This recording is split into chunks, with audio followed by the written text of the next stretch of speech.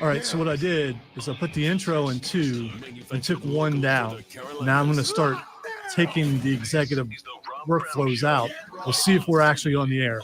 I don't know.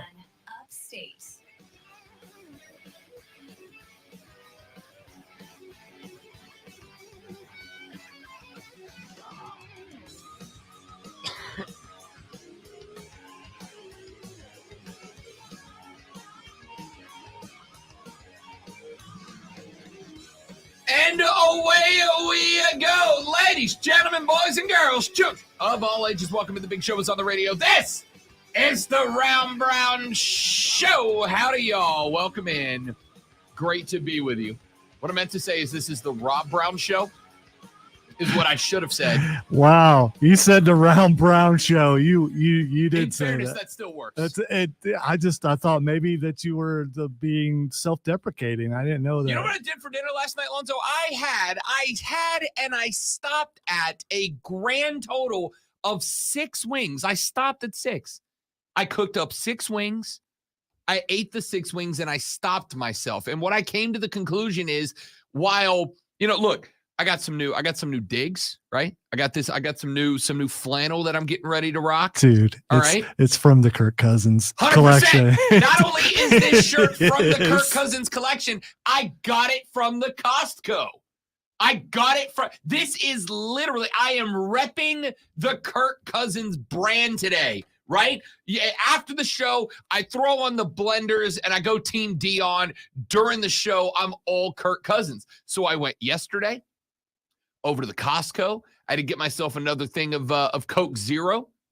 Had to pick up some CZs, pick up some Coke Zeros. And while I was in there, as I was walking through the from the entrance back to where the sodas are, as I was walking through and by, I saw these flannel shirts and I'm like, yo, it's the Kirk Cousins collection. Let me snag a couple. And I did, got some new digs, some new threads on today.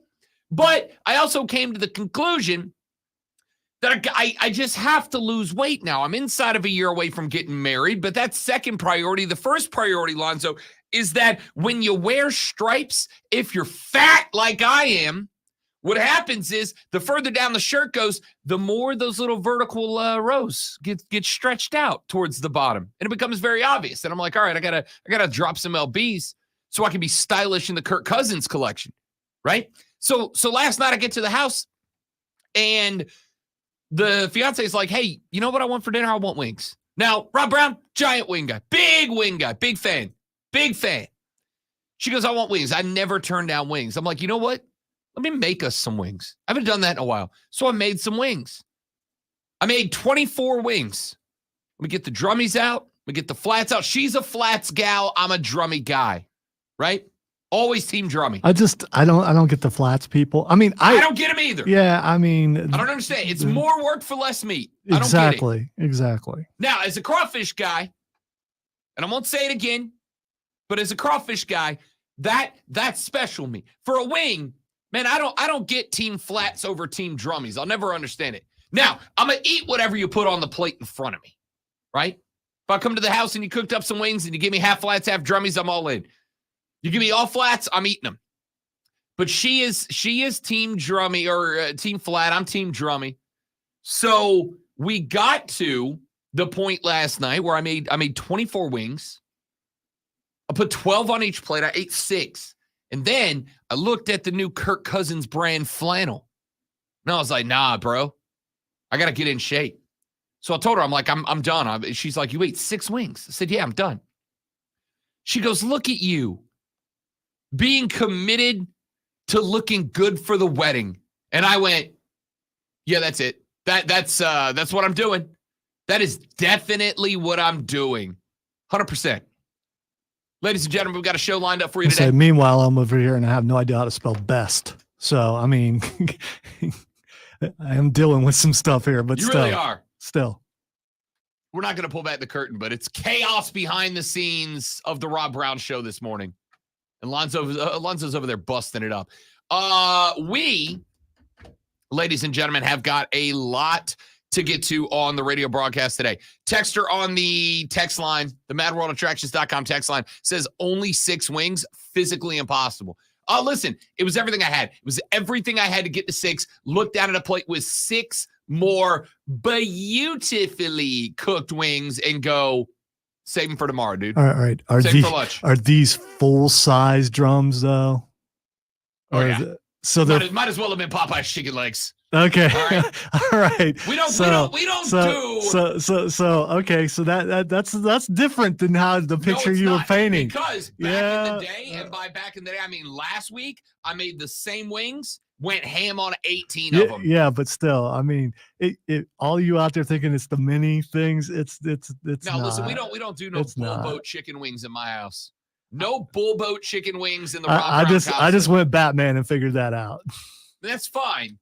Like I said, no bull boat wings in my house. I mean, they're not Popeye's chicken legs. And by the way, the superior fast food chicken, Popeye's. But as a chicken guy, I'm also not buying like, I don't need it to look like you took the chicken out the egg and made it a wing. All right. It needed to be a chicken. Needed to be a good sized chicken. And it was. All right. What are we getting to on the radio broadcast today? Number one, I'm going to go ahead and apologize in advance, but and you can thank your social media contingent for this. Last week when Rashad Beard was on the show, and he'll join us tomorrow to talk a little cat football. But last week when we were on the interview with Rashad Beard, and I said, let's talk a little bit about the mentality of this fan base going into the Minnesota. This was 0-3 going into the Minnesota game, a game the Cats had a 10-0 lead and then lost.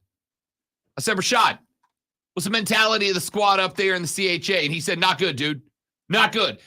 He said Carolina Panther Twitter right now is on fire.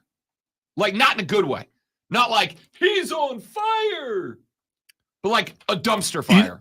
Here's the only way it wouldn't have been if CJ Stroud wasn't doing what he's doing. If Anthony Richardson wasn't doing, if both of those guys were struggling just as much, there would be a little more understanding. But seeing as how that there was the option for the Panthers to take either one of those other two guys and they passed on them. That's great. Any other team would have done the exact same pick. No. But we're going to come to that. No, They would not. We're going to come to that in a minute because yesterday on said dumpster fire of social media, I had one very brief interaction with a Charlotte-based Carolina Panthers reporter. I retweeted something that she said. I put it up on the Fan Upstate profile, which you can go check out, which you can go look. And I'm going to play that audio for you coming up here in just a minute. Young lady by the name of Sheena Quick. She covers the Cats up in Charlotte. And I want to start by saying she is fantastic. I had to shack a little bit yesterday and go, I apologize. I was unfamiliar with your game. But I went and checked out some of her stuff, and she's very good. But she had a take on social media that I had a bit of a disagreement with. Posted it to the Fan Upstate page and woke up this morning, Lonzo, to find out that the tweet that I sent out. Now, I'm not a views are the only thing that matters guy. I'm not a guy that goes, this tweet got this many likes and this many retweets and this many quotes and all that. Like, I'm going to put what I want to put on social media, and if it catches on, great, and if it doesn't, whatever. The people I care about are in this network. I heard that's the main thing that people I'm very against the grain here. Yeah. So I'm only saying this because I'm relatively sure the boss isn't listening yet, though I could be wrong. I wish he was. And we'll find out. But I woke up this morning after I put that tweet up on the Fan Upstate. I woke up this morning, Lonzo, to find out that tweet, as of this moment in time, has received 198.5 thousand views at this point. 198,000 views. So you did the thing where you're completely wrong about something and everyone else agrees that you're wrong about something. And no, I'd say it's about 80-20. Is it? This guy's an idiot. Is it? Okay. No, I'm wrong. Okay. It's about 80-20 that I'm wrong. All right. But I'm not. And coming up in the very next in segment, this room, you're 50% wrong.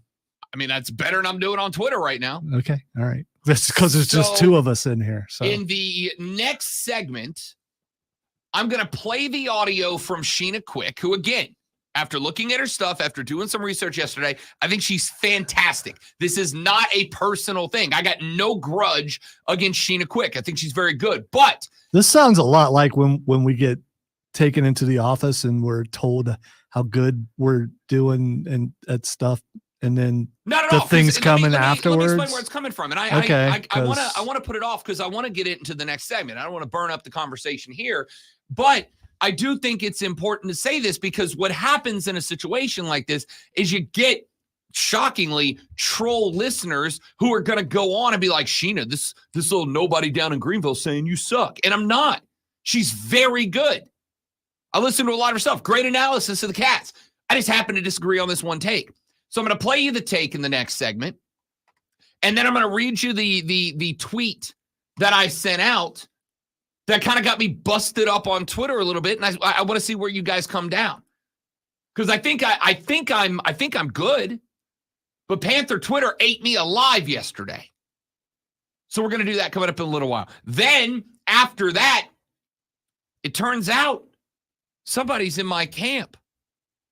It turns out somebody is in the same spot as far as their attitude towards the Carolina Panthers as I am. I'm guessing that somebody's just looking out for a fellow short person.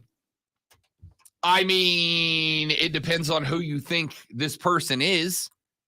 I mean, I would say that they definitely are a fellow short person, but I don't think they are somebody that you're going to blast their take. There is somebody who said yesterday that Carolina Panther fans, and it's somebody that you all respect. And they're on my camp. They're on my side in this. Or I guess I should say, I'm on theirs. So we'll tell you who that is coming up later. And Frank Reich made an admission about that Minnesota Viking game that blew my mind. And it blew my mind on 3 different levels. One short take, like 22 seconds worth of answer in the press conference, and it caused me to have a visceral reaction. I heard this take yesterday for the first time. I don't know how I didn't hear it because I watched the post-game presser, and I guess I just missed it, or I wasn't paying attention, or I went to my phone. But I heard this take yesterday, and I just leaned back in my chair like, what did I just hear? What is he talking about, man? This ain't it, bro. This ain't it. So I'm going to give you that take and some of the thoughts that I had in response to that. So we'll do that coming up in the next segment of the show. Later on in the show, I am going to ask you guys a question about NFL teams. Who is it time to panic on, and who is it time to just relax? Who needs to hit the panic alarm, and who needs to just calm down? I was going to play the Taylor Swift clip again, but I felt like Lonzo might hit me. No, I am listening, but I'm doing something else at the same time. I'm trying to decide how much I want to stay in your ear. I can do 2 things at once. That's the best. Yeah. So here's what I'd like to do. I'd like to go ahead and run out to a break. We are actually, shockingly, on time. This is when we're supposed to take breaks. But I'm a rebel without a cause. So I do what I want. Yeah. I can't wait for this. Let's take a break. When we come back, I'm going to play you the take from Sheena Quick. I'm going to read you the quote that I had, and then we're going to have a discussion. I ordinarily don't start the show with Carolina Panther talk. If you haven't figured out the formula, and how have you not, this is the 3rd day we've done this show. But if you haven't figured out the formula, we usually go college football, NFL, everything else, college football out the door. But I got to jump straight into Carolina right now because of how ridiculous this conversation got yesterday. So let's take a break. When we come back, I'll play you that audio. I mean, are we going to break? Can we go to break? We're just going to feel it out, see what happens? Let's try. Let's try it. If the break goes, great. If not, we'll see you back here in 15 seconds on the Rob Brown Show. Or less. And the Fan Upstate. Good morning, Stream. My world. Okay, I lied. Quick break, then we're right back.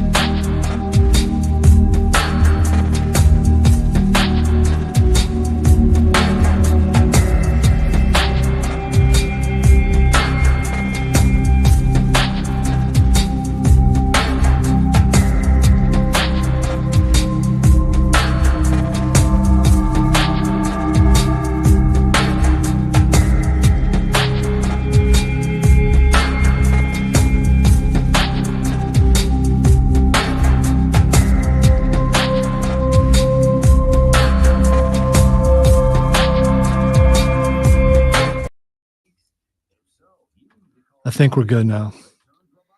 Yeah, I think we're good too. I was right about potting down one though. Okay. Because that little bit you heard, that was network. Coming off a network? Okay. Yeah, but Chris fixed everything. But because we were in that and I didn't know how to get in it without advancing, there was and I had a theory that was still on, but when the mics are on, there's no way for me to listen. So now I get to build a show. Yay. So there was that one little blip there, and we're good. You keep talking about that person. I don't see it in your audio. It's not. I'm going to have to play it off the website. Right. But I've scanned it already. It's clean. It's from TV News. Okay.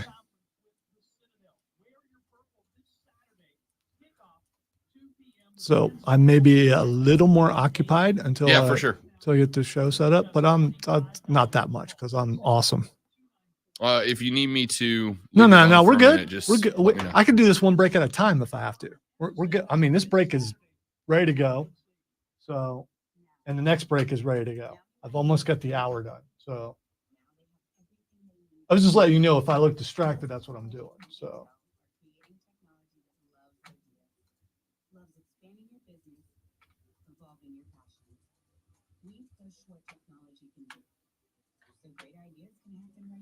It's a good thing I looked. Because normally I don't set things up before I go in there and set everything up in there and then I come back in. And I just sat down and looked because I thought I'd set everything up because of the thing we were supposed to start today. Yeah. And I was going to go in there and set all that up. And I looked at it and went, oh, that's not right.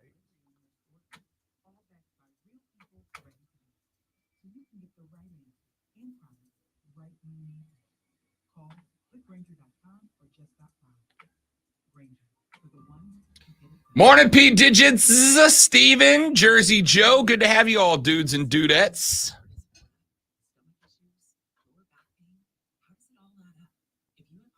Things are crazy, man. Crazy. I'm going crazy. I just can't sleep. I have no I'm idea. so excited. I'm in too deep. Oh, what the heck are you singing? Usually I catch your lyrics. This one I just don't. That's Britney Spears, bro. Oh, okay. Not a big Britney. Crazy, but it feels all right. Wow, that really applies. Thinking of you, baby, keeps me up all night. Is there anything about Dancing with Knives in there? Okay. Yeah. That's not me. If that's the worst that happens. Yeah, but it's going to be a problem.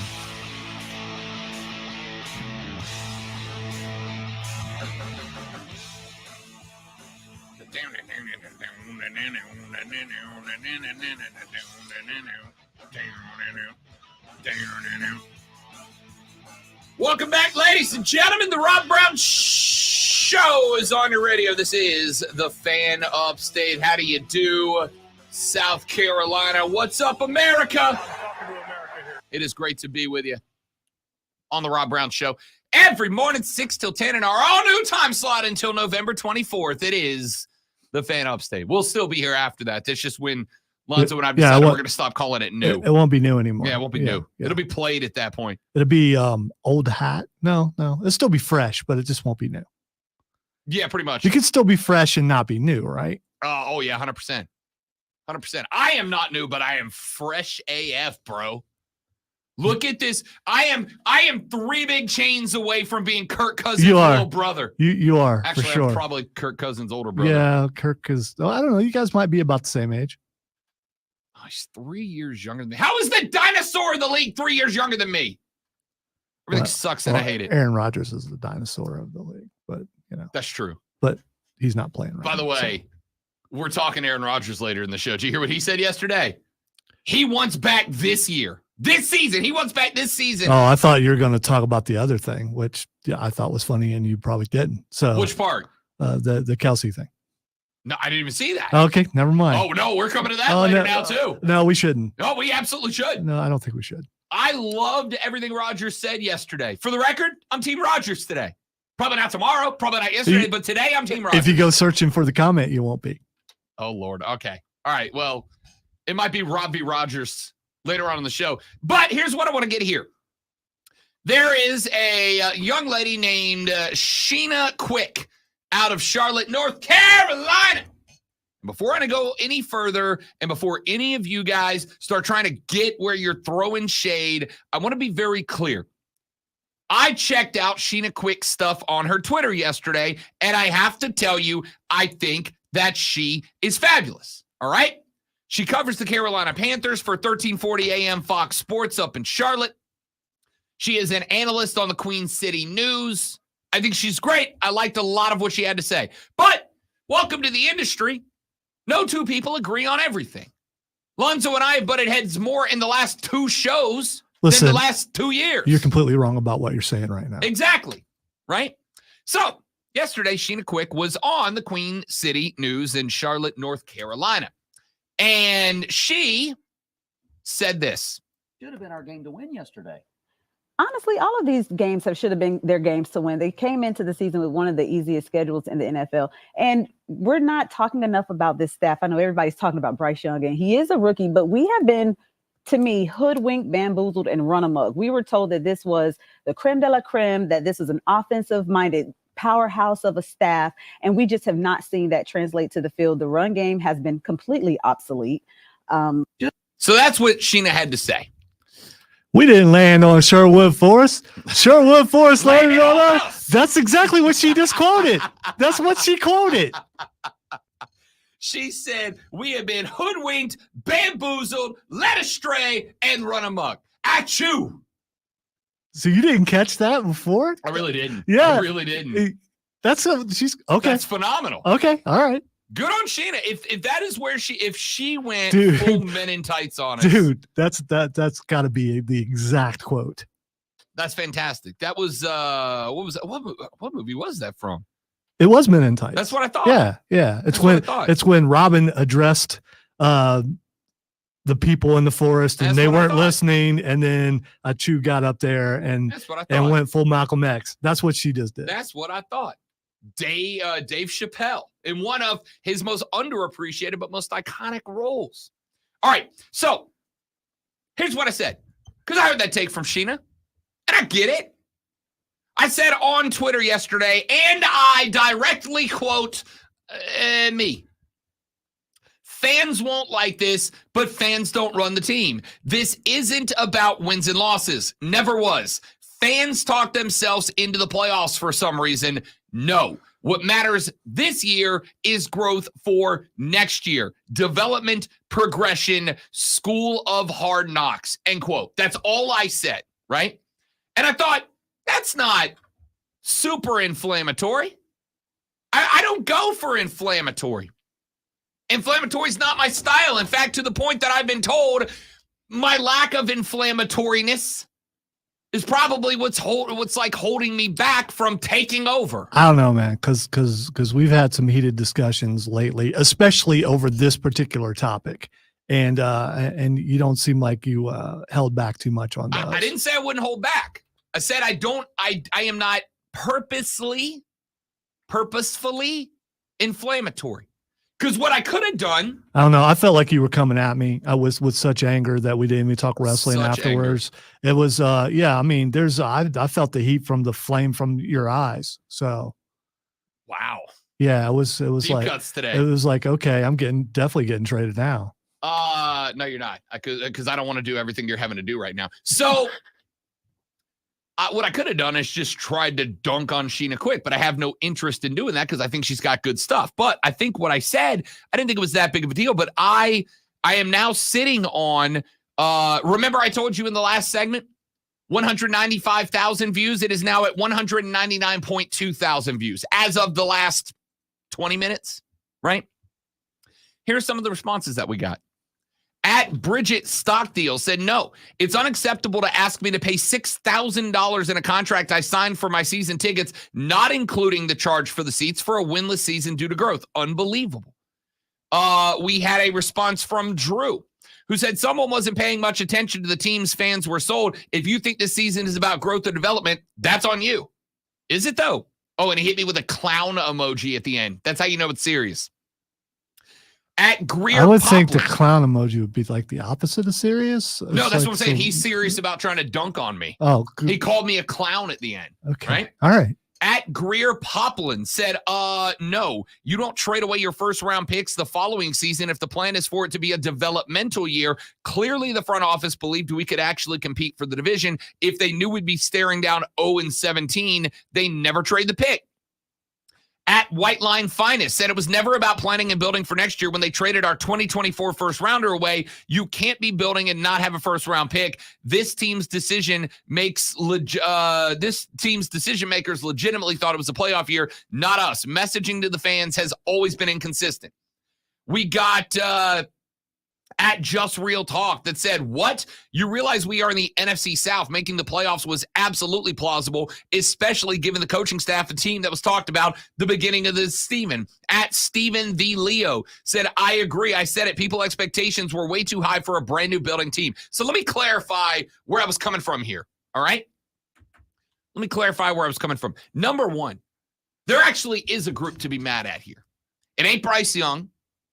It ain't the offensive line, although you absolutely can be mad at them too. They're bad. It ain't Sanders. It ain't Chuba. It ain't Mingo. It ain't Chenault. It ain't Burns. It ain't Brown. Those ain't the guys to be mad at. Let me tell you who you need to be mad at. You need to be mad at Frank Reich. You need to be mad at Scott Fitterer. Let me tell you why. Because I think this is the disconnect between Sheena Quick and myself. And by the way, I'm going to reach out to her after the show, see if she'd like to come on and talk about this. I think there is a disconnect between the front office management, the head coach's office, and the fans. And I think the disconnect is this. I absolutely think it would have been a reasonable outcome, reasonable outcome for Carolina to win this division. But let's also be real about this. Nobody except for Rob Brown and Lonzo told you Baker Mayfield's a dude, right? Everybody thought we were watching Baker go to Tampa, and we thought it was over. And Lonzo and I both said, hey, if there's one free agent quarterback out there that we think might be able to turn it around with the wide receiver core that Tampa's put together, it's Tampa Baker Mayfield. Tampa's good. We told you the Saints were going to be at least competitive. At least competitive. Third round Hall of Fame ballot Derek Carr quarterback was going to make them at least competitive. Now, I'll be real with you. The Saints aren't even as good as I thought they were going to be. But they're still rocking one of the best 5 defenses in the National Football League right now, statistically speaking. That Saints offense should be 0-4. The defense has got them to 2-2. The defense won them the first 2 games of the year. The offense lost them the second 2. winning the division was a reasonable expectation for the Carolina Panthers. And so, of course, Scott Fitterer and Frank Reich, and to some degree, Dave Tepper, of course they're going to say, yeah, we're ready to make the playoffs now. You know why? It's their job. It's their job. But see, if you're a fan and you looked at that roster and you went, oh, yeah, this is a playoff roster, you're either blinded by your own fandom or you believed the bill of goods that we were sold by the powers that be, saying that, no, Bryce is the guy. He's so smart. He's the guy. This is the deal. He is the guy.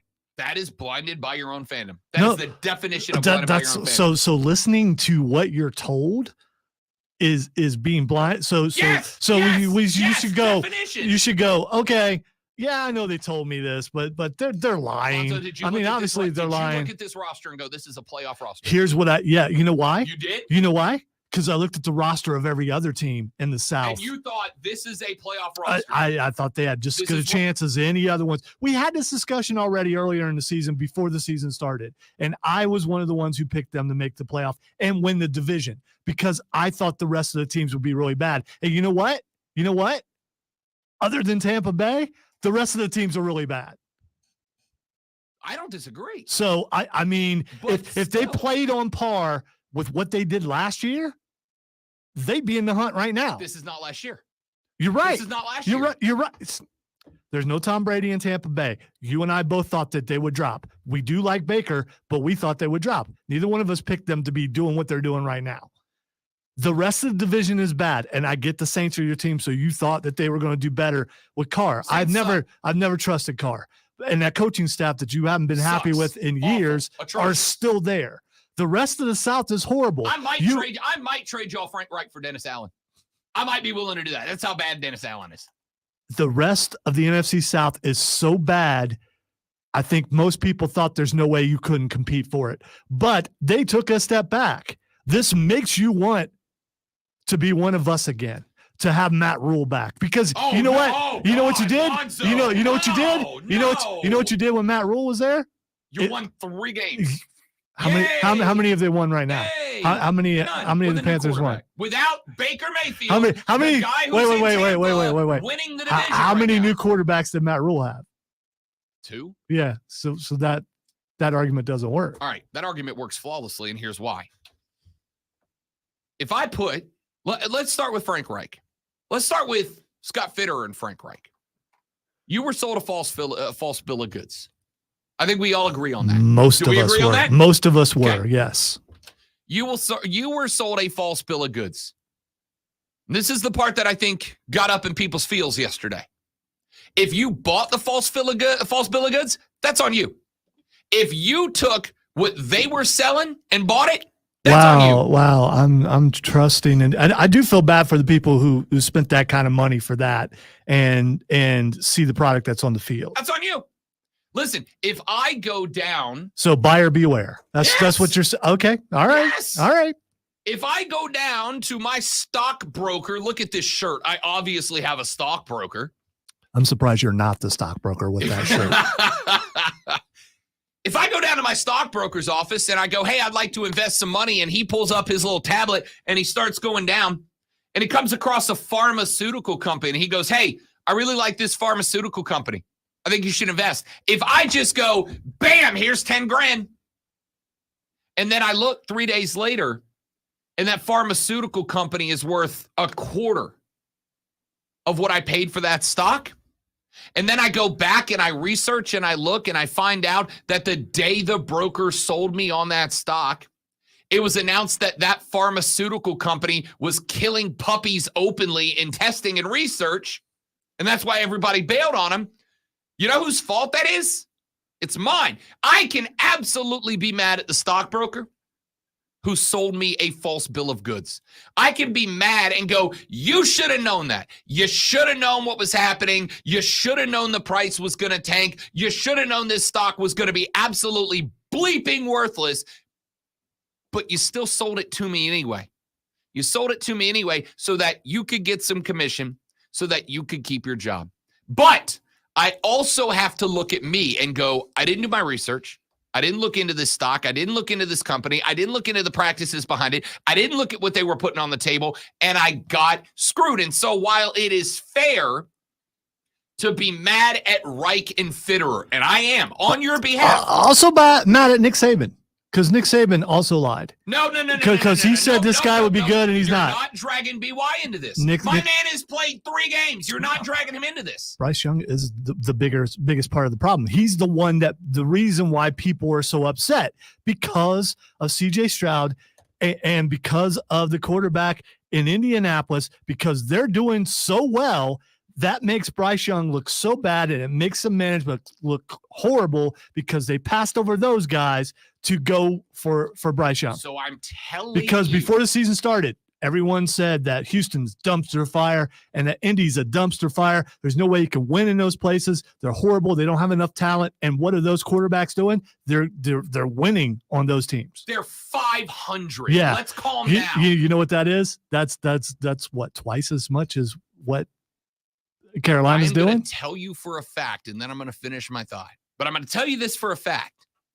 If Houston drafted first, they would have taken Bryce Young. That is a fact. No, they wouldn't have. That is a fact. No, they would not. I have got a friend who works for the Texans. So you know a guy. And just because you know a guy doesn't mean that guy knows what he's talking about. He works for the Texans. He is in the Texans PR department. He reports directly to management. I can't believe you're throwing sources under the bus. This isn't a source. This is literally my guy.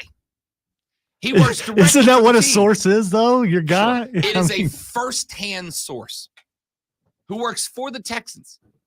And I've had this conversation with him, who told me if we were drafting first, we would have taken Bryce Young.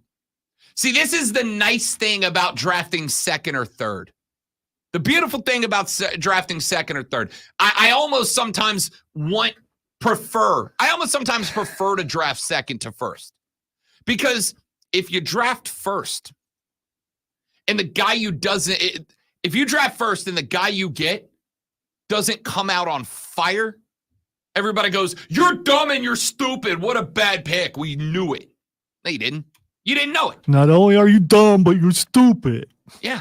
Oh, you should have known better. No. That's not how this game works. And if you draft second, you have a wonderful benefit. If you draft second, then if the guy who goes first kicks ass, you get to go, "We couldn't have got him. What do you want?" That is totally who we were going to get, but we couldn't get him.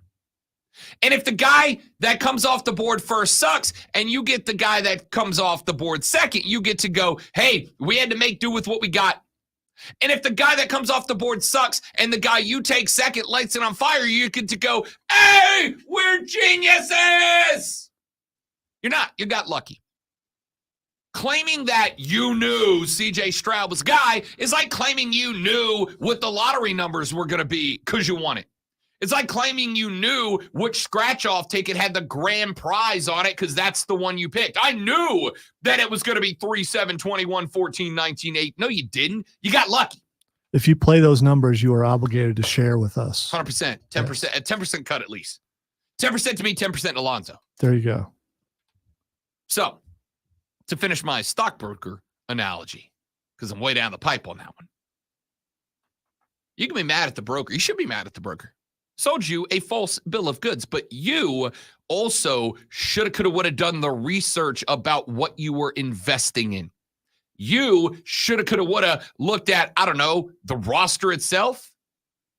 And if you looked at that roster and you thought, playoffs, book it, buy my tickets now, we're going on the road for the wild card round. If you bought that after looking at that roster, I don't know what to tell you. If I wanted to be a real jerk, I'd say, you don't know ball. Because that roster was bad. Yeah, you would never say that to anybody. But I wouldn't say that because I'm a nice guy. If I wasn't a nice guy, I'd say if you looked at that roster and you thought this team was ready to compete for a playoff position, you don't know ball. But I'm not I'm a nice guy. Again, I'm going to point out, yeah, they were ready to compete in this division. They would have got their butts handed once they got to the playoffs, but this division is supposed to be really bad. And you know what? It is really bad. Tampa Bay is a surprise, but it shouldn't be because they have a decent quarterback with a roster that was built for Tom Brady. You should be able to do something in this division with that, which is what they're doing. But this division was supposed to be, and it is, still really bad, which means if you tweaked a little bit, you should have been able to be competitive like you were last year, and they're not. I understand that. The division is bad, which is why I've also gone on the record and said multiple times, you ready for them not so comfortable Listen, let me give you another analogy, all right, another comparison. We just moved into the morning slot. All right, the morning slot for sports, it's really bad, okay? We're going to destroy this. But there's not a lot of competition. So it's coming into a position where things are really bad and doing really good, and it looks like, wow, man, you're on fire, but everything here was not that good in the first place. The Panthers sold us a bill of goods. The majority of people, you talked about how many tweets you said is like 80% against you. I'm guessing that's probably Steiner math is probably more like 95% against you. You can go look. It's not. There are plenty of people who agree with me. Not as many as I'd like. Can you give me what's the number for plenty? 80%. No, I would say honestly, probably 1 out of 5 agree with me, right? But I would also point out that the 4 out of 5 that so like don't, 1 out of 10 dentists. There is not much that, you know what, one of the most frustrating things in the world is realizing you've made a bad investment. It's incredibly frustrating. I'll give you an example. Here's fun. One of my favorite things to do. I like to play. I like to play underdog bets, Lonzo. And what that is basically every week I pick a list of games, and I go into those games, and you pick of all the players that are playing that day. You pick. Do you think that this guy is going to go over or under this many yards thrown or this many yards received or whatever the case might be, right? And I play that every week. It's a blast. Green means I won. Red means I lost. Alonzo, look at my last 3. I missed 1. I missed 1 out of 3, 1 out of 4, and 1 out of 5. Any one of those hits, I am up double on what I put into that bank account. And you know how wildly frustrating it is to get to the end of the night and realize that my bets on Smith, Walker, the third, Waller, and Jones all hit Monday night, but the one I missed was that Jackson Smith and Jigba was going to have 27 yards and ended up with 5, and I woke up that morning to hear that. I was furious because one of the most frustrating things in the world is realizing you made a bad investment. It's painful, whether it's gambling or real estate or stocks or buying something. You buy a car, and then you get to the house and you realize you bought a piece of crap. It is wildly frustrating.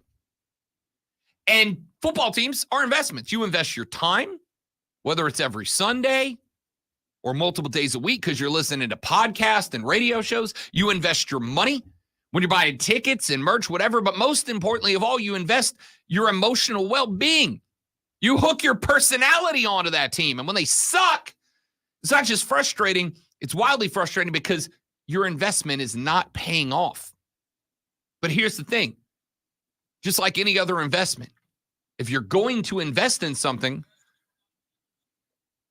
that was aggressive. If you're going to invest in something, then you should probably do some research into what you're investing in. You should probably know what you're investing in. When I went to go buy my new car and I knew I was about to throw a few tens of thousands of dollars at a new rig, I wanted to make damn sure that whatever I bought was going to be safe, was going to be reliable, was going to last me for a decade or better. Did a lot of research before I pulled the trigger on the one I got.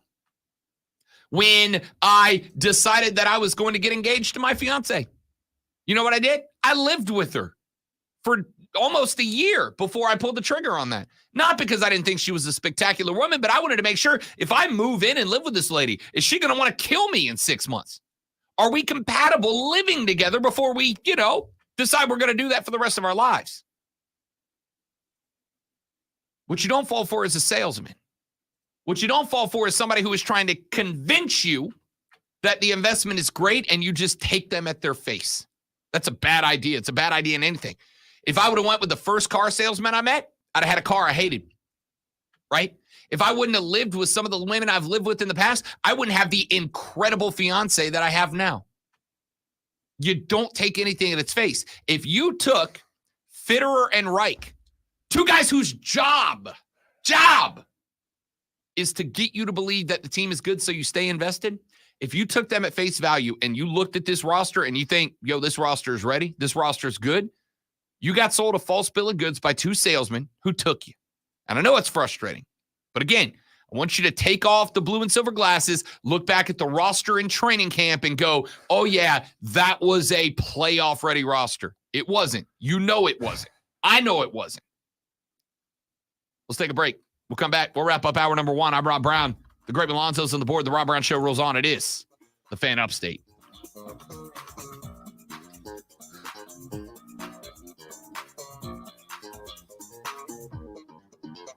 All right, guys, we're going to step away for just a minute. Don't go anywhere. We'll be right back.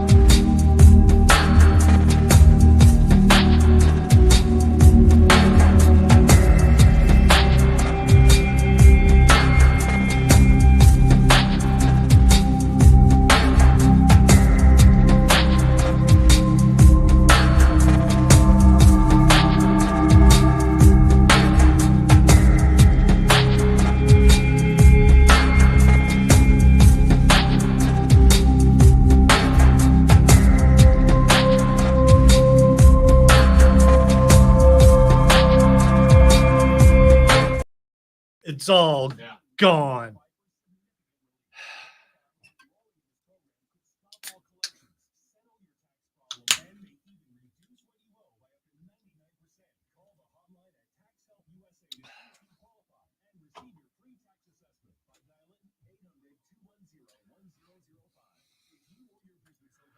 By the way, not sleepy, Luke. Trust me. Trust me, that's not what it is. No, we got some stuff going on. Luke behind the ropes. Jesse, P Digits, James, Steven, Joe, welcome in, ladies and gentlemen. Oh, please don't fix it again. Don't fix it again. You know what? So random liners show up for the next 3 hours.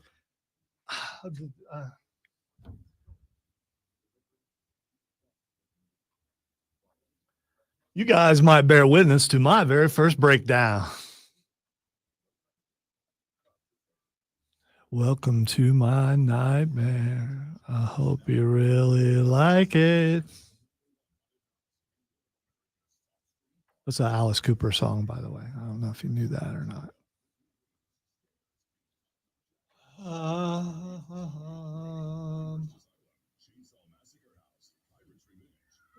Okay, that looks all right. That looks okay. Please don't do anything else. That, I don't know what. No, that's not supposed to be there.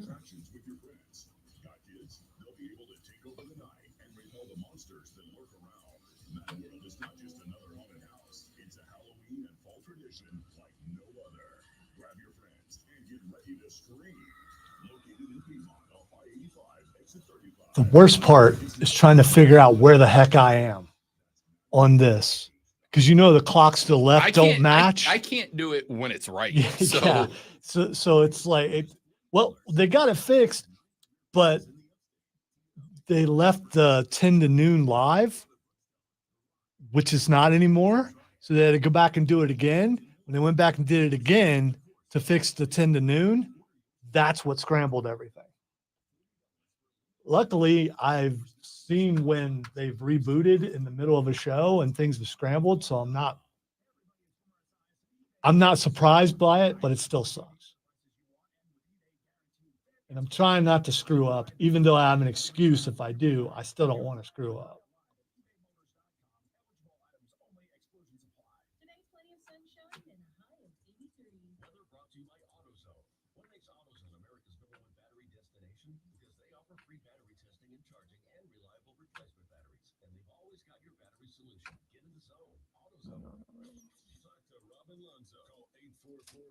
Hey, that's us.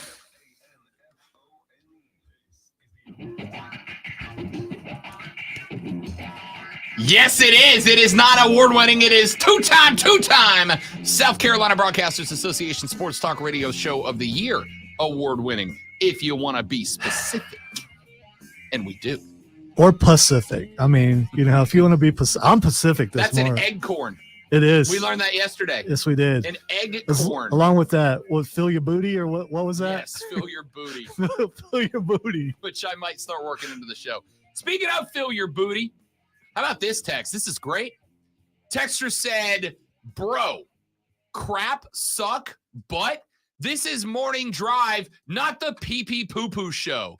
What a text. What a text. Let me tell you what I love about this text more than anything else. I love that you started off that text with, bro.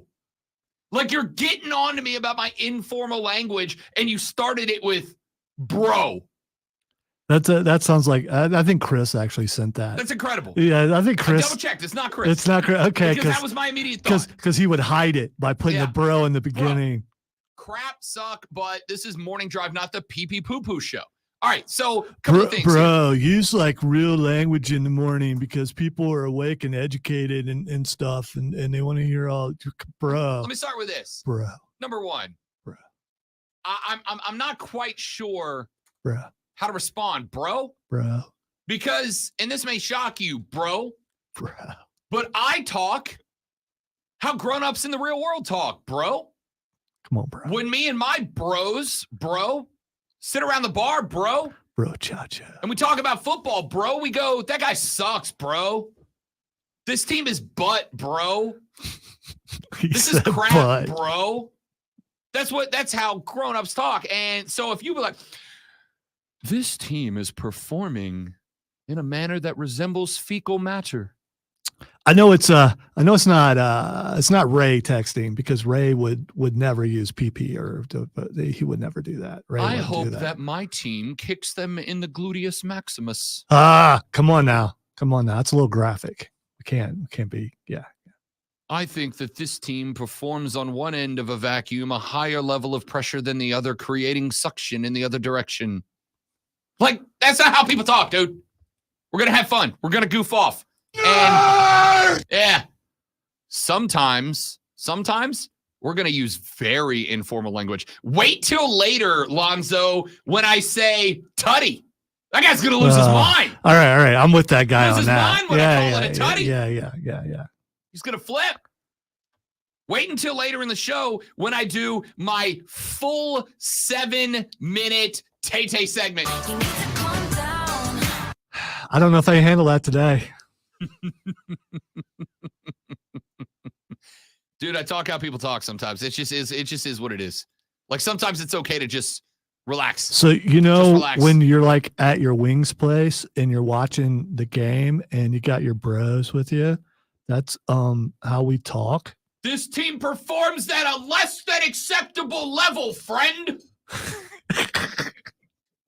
My bros would be like, dude, get lost. But by the way, I know someone who heckles like that. I told you about that. Oh, I'm sure. Yeah, at a wrestling event. And people were looking at him like, what are you doing? Why are you speaking in full sentences? Don't you know where you are?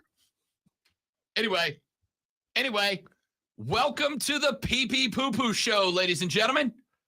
That sounds like a Weenus and Pitts segment. It kind of is.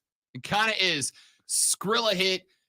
Folks, be very serious this early in the morning. Let me wake up and laugh a little let me wake up and laugh a little, Mr. Stuffy Pants, bro. Mr. Stuffy Pants. Yeah, take that, Mr. Stuffy Pants. Hey, bro, send us another text, bro. Oh, we can't do that anymore. Well, maybe it's him. He's unemployed right now.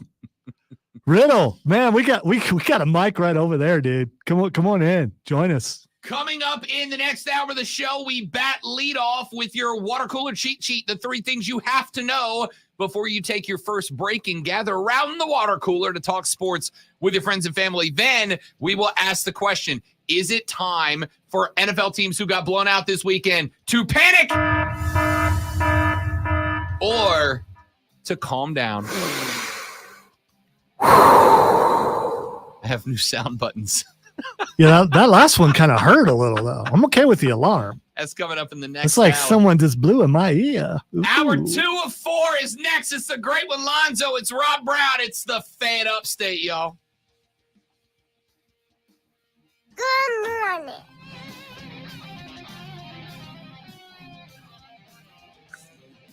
Proof I'm off my game. That's the first we've heard of the child this morning. It really is. Well, you can't bring kids into the pee-poo poo-poo show. Well, I think if you're going to bring anybody into a pee-pee poo-poo show, it should be a kid. The Weenus and Pitt pee-pee poo-poo show. Every Saturday morning from 8 to 10 for the Saturday Morning Scramble. You'll get the latest scores, insight, and exclusive interviews with star athletes and coaches. Plus, I'll be broadcasting live from your local Ingles Market all season. Saturday morning. All right, time to calm down, right? So you almost got everything together as long as they don't touch it again, and they're going to touch it. It's going to happen. I'm going to need some therapy after this morning.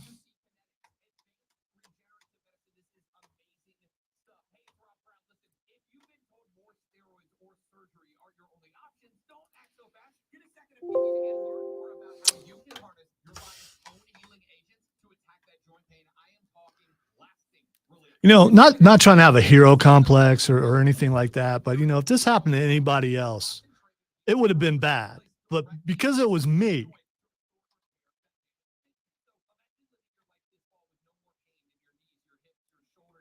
all right, so I'm bragging about doing my job, okay? All right? Actually, I'm rambling. I'll get it together before it's maybe. I love the Vince Russo thing, bro, because it might be Russo. No, Russo wouldn't be offended. He'd be like, poo poo pee pee. This is tame, bro.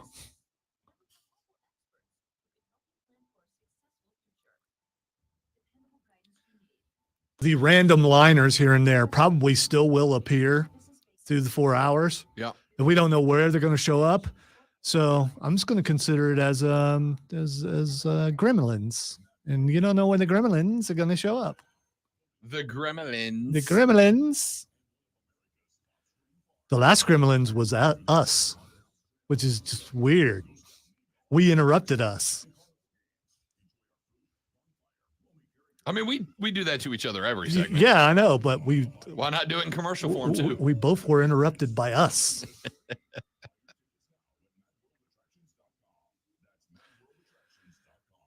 Would be a funny bit if it was, you know, planned.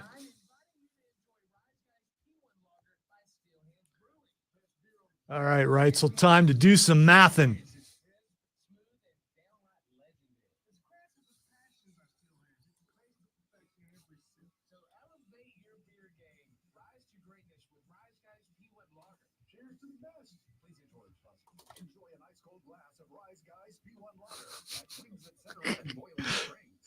Yes, we can work around it. Can you work around it until it's fixed? That's one of the texts. Yeah, we'll do what we do. We'll just make fun of it.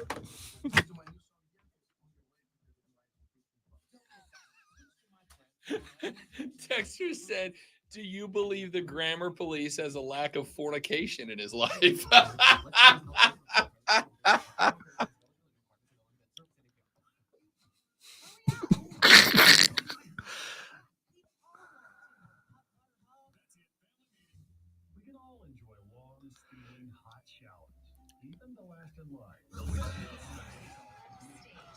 There we go. There it is.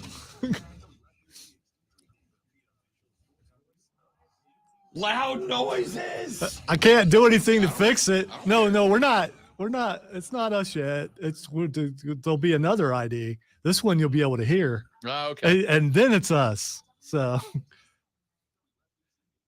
they asked if we could work around it, and I said yes. And Chris said, "I guess we'll see." Punk. I mean, he's not wrong. Yeah, but that's that's so Chris.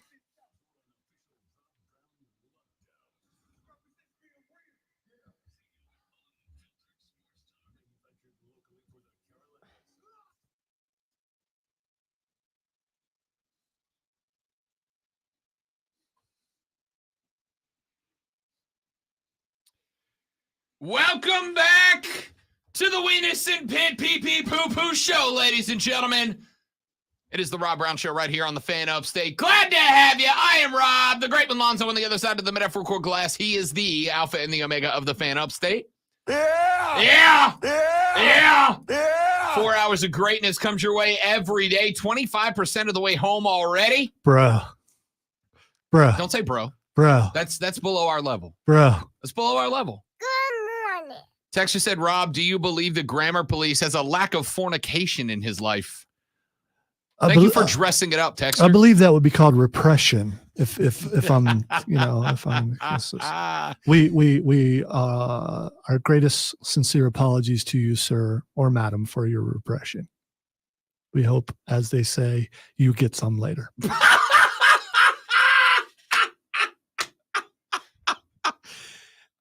Excellent work, Lonzo. I'm so proud of you.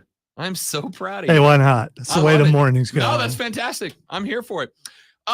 We, ladies and gentlemen, have a lot to get to, but at 7 a.m. on the dot every single day, it is time for your water cooler cheat sheet. These are the 3 things you have to know about before you go start talking sports with your coworkers. You get that first break in just a little while. You're going to sit around. You're going to talk some sports. Well, if you're going to do all that, here are the things that you need to know to make it happen. Water cooler cheat sheet. Item number 1. Glug, glug, glug, glug, glug, glug, glug. I couldn't find it. There it is. I was looking for it. I just couldn't I was find worried it. for a second there. We, and by we, I mean Gamecock Nation, have for a while now been asking the question, where's Nick Harbor?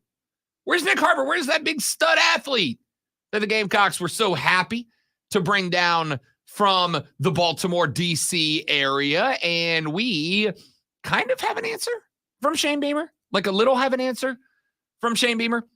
See, first off, Nicholas Harbor is not the only stud freshman on this team. There's also Tyshawn Russell. There's also Kelton Henderson, C.J. Adams, Elijah Caldwell. And so far, through the first 5 games of the year, none of them have gotten a start. None of them have been lined up on the outside when the opening kick drops. Why not? What's it going to take? What's it going to take for a South Carolina offense that has a phenomenal quarterback, but behind the turnstile of an offensive line, to get it together and crack the starting lineup? Well, Shane Beamer gave an answer yesterday. He said that what it's going to take is, and I quote, just consistency. It is easy to say, just throw them out there and limit what you do schematically. That is easy to say, but you also have to be able to put a game plan together that allows you to be successful. That is at any position. I thought they did okay against Tennessee. We do need to get them out there, end quote. In an excellent article that was posted by Ben Briner of the State Magazine, he kind of details where all of these guys have come from in their journey to end up as wide receivers on the program. He talks about Russell, who is the least heralded as a recruit, but interestingly enough, has been the most active, been targeted 5 times, 77 yards on the season. He does talk about Nick Harbor, a former 5-star recruit as an athlete, has actually played more snaps than Russell, but has only caught 1 pass so far. That 1 pass a touchdown, but it was deep into garbage time earlier in the season. He is a freak talent, but he points out, hey, he's learning a brand new position. He came to college with a big learning curve because he never really dialed in on one spot in high school. So to focus in on that, he's got to do it. He quotes Shane Beamer as saying, quote, I think Nick did some great things. Nick was on our kickoff coverage against Tennessee. He was on our punt pressure team. We are continuing to get him going on special teams. You have Caldwell. Caldwell was maybe talked up as ready to go, plug-and-play guy during the offseason. The 6'1", 191-pounder was mentioned as a guy that could come in and make some noise as a starter. We have yet to see him at a game at all. You have seen Henderson and Adams as more developmental players, guys that were never really expected to be big-time playmakers this year. But you wonder, if you're running out your backup quarterback, why not give the young guys some time? And that's kind of the spot that I found myself in. I understand that you want to give time. I understand that you want to give the ability to develop. I understand you want to give these guys the opportunity to get caught up and get caught on. But I also would think at some point you're sitting at 2-3. You're sitting at 2-3, and now there are fans, not me, not some worthless podunk radio host, but fans, Gamecock fans, podunk, who are questioning the potential bowl eligibility of this team. I would think at some point, bro, you go for a spark.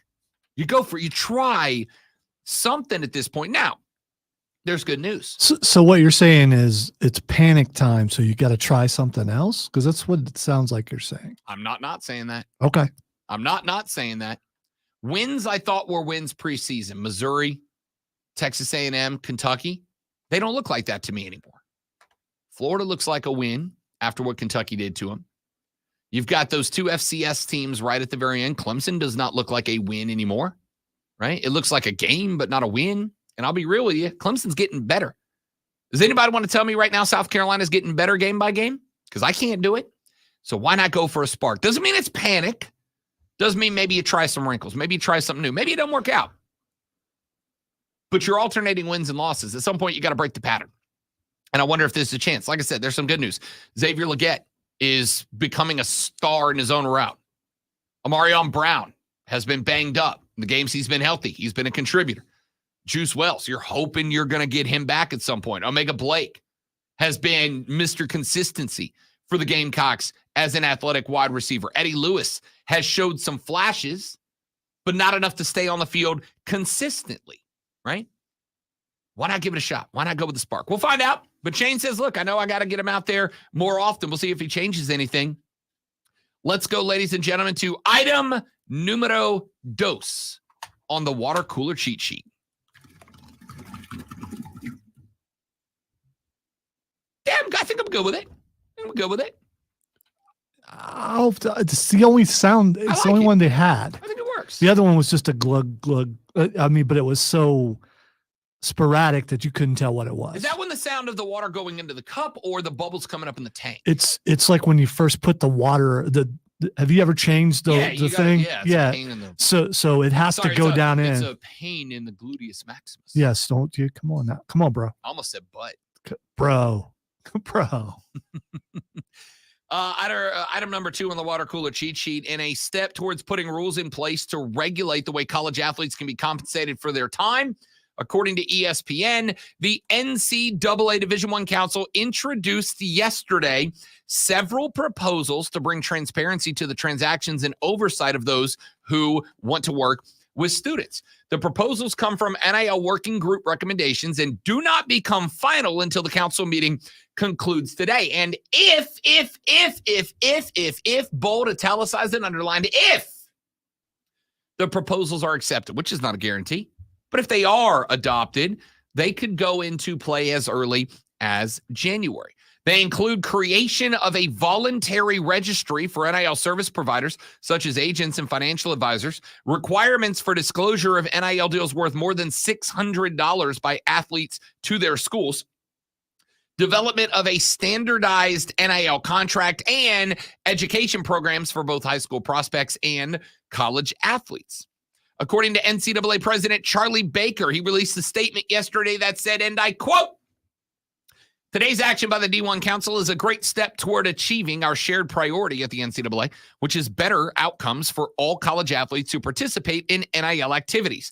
As the association makes these changes to improve the environment for young people with NCAA rules, I look forward to partnering with members of Congress to build on these protections and create greater consistency and opportunities for all college athletes.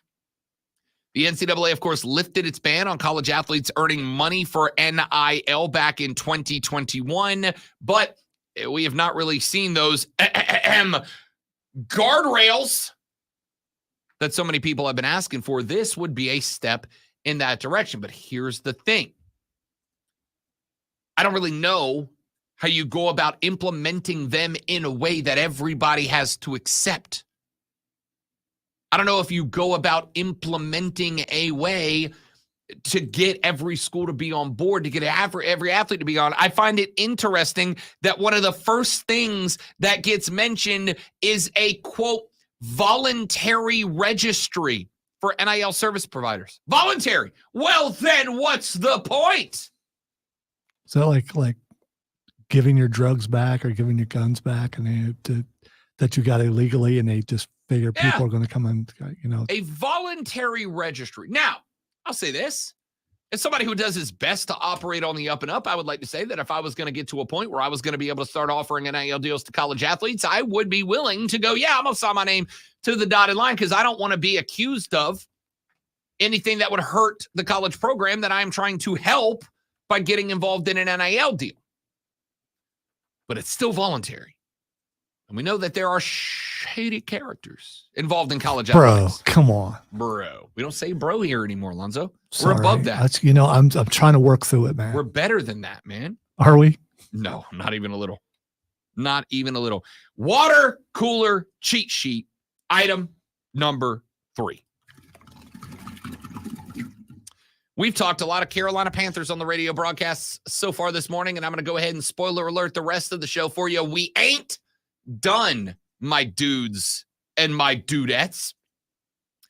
But this story is one that at least helps us out a little bit. Ian Rappaport has reported, and now insider Jordan Schultz is joining that report, that not only is Scott Fitterer working on getting a new wide receiver 1 for the Carolina Panthers, but apparently not just a wide receiver 1, but like a top tier dude.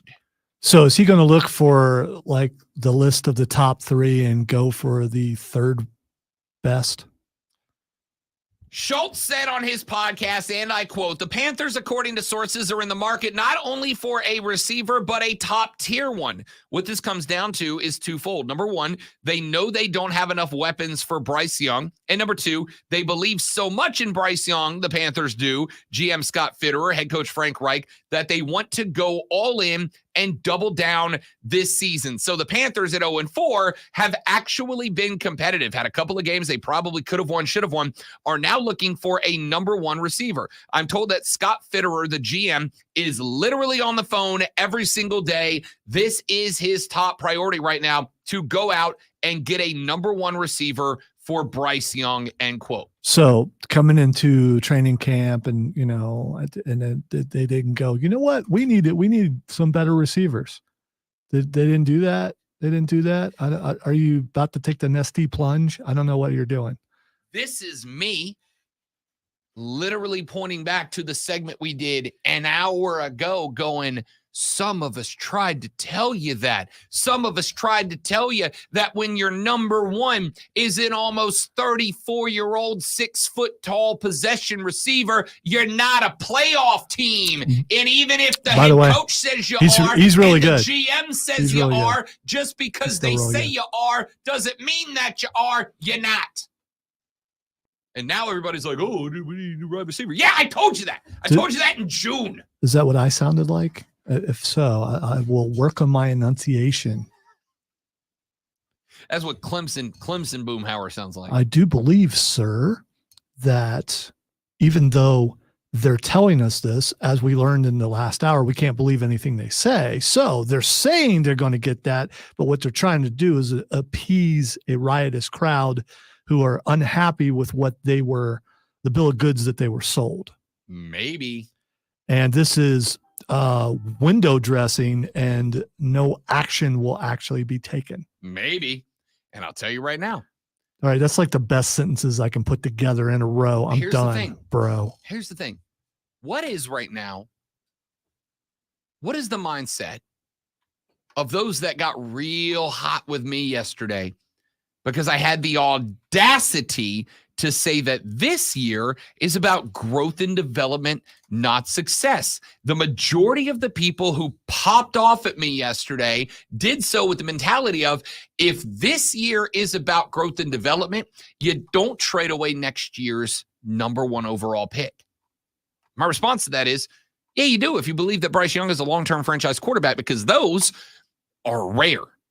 You don't get a chance to just stumble into those guys. You got to work to get those guys. If they're a free agent vet, you got to pay the farm, right? New York Jets, $85 million for a single year with Aaron Rodgers, by the way, not even you playing it, or 75, whatever it was. If they're a franchise quarterback, you got to give them stupid money. Am I right? Cleveland Browns, $275 million guaranteed to Deshaun Watson, who, by the way, is meh. Okay. Franchise quarterbacks are ridiculously difficult to find. So if you truly, genuinely believe that the guy that was number 1 overall is that guy in Bryce Young, which at this point, whether he is or is not, is irrelevant. The Panthers are locked in. There is no other option at this point. They are locked in to that spot. So if they believe he's the dude, they got to go all in. This trade is only worth it. This trade is only worth it if the guy you get is a guy that is going to be hooked to a long-term deal. It is pointless to bring in a number 1 wide receiver. Let's say they go get a great wide receiver. Let's say that Davante Adams is done in Vegas. Davante Adams is like, screw this, I'm out. Let's say that. I think we already have seen some signs that might be so. It very much might be. But hypothetically, for the sake of discussion, what? Yeah, but why would he want to go to the Panthers? Is that a better situation for him? Maybe. Is it really though? I mean it's like it's at least a lateral move. There's no need to go into the hypotheticals of what Davante may or may not want to get out of there. I'm just saying, theoretically, let's say that he went to the Raiders and said, I'm done here. Get me up out of here. And the Raiders went, cool, man. Cool. You're going to Carolina, right? And let's say he comes to Carolina and he goes, all right, I got a chance to work with a rookie quarterback. I can mold him into the guy that's right for me. Hypothetically, this happens. Well, he shows up in Carolina and he finishes off a 1-year deal. Let's say he finishes off a 1-year deal. Well, at the end of the year, he gets to the end of that 1-year deal and then he's going to take off. I mean, you get the benefit of Bryce Young actually getting to go through his growth and development year with a wide receiver who's a true number 1, a guy who can get vertical, a guy that can open up the field underneath for the Thielens and the Miles Sanders to succeed, because you don't have that right now. Yeah. But you're also going to have to throw a ton of resources at 1 year, a year that you're 0-4, a year that you're 3 games out of the division, with 2 games to go against the team that's leading it, that's frankly better than you right now. It seems to me like you have a gamble to make here. On one hand, I can throw a bunch of resources and bring in a Davante Adams if it's a 1-year contract. And I'm not saying it's Davante. I'm using him as a hypothetical here. So I go all in and I send a couple of draft picks over to the Las Vegas Raiders and I get Davante Adams over, but I got him on a 1-year deal. It gives me 1 year of Bryce Young. It doesn't even give me a full year. It gives me 13 games of Bryce Young getting to work with a number 1 wide receiver. 13 games. But then at the end of the year, Davante's gone. He moves on to a playoff contender. And what do I not have? I don't have all the capital I had to send to Vegas in order to get that guy. Unless I get Davante for a multi-year deal, in which case right now, I'll send you my number 2 and 3 round draft picks for next year to get him. Because that's a game changer for not just this year, which is a practice year, an exhibition year, but for next year, which should be a competitive year, because Baker likely ain't Tampa Baker next year. He's earning a fat contract from somebody else. Maybe. Let's take a break. When we come back, we'll take a look at, speaking of the Bucs, They blew my Saints out of the water this weekend. Carolina lost as well. We'll take a look at the teams that got blown out this weekend and ask, is it time to panic or should we all just take a deep breath? That's coming up next. Good morning. On the Weenus and Pit Pee Pee Poo Poo show, it is the Fan Upstate. Bro. All right, guys, we're going to step away while we clean up some computer stuff. We'll be right back. Don't go anywhere.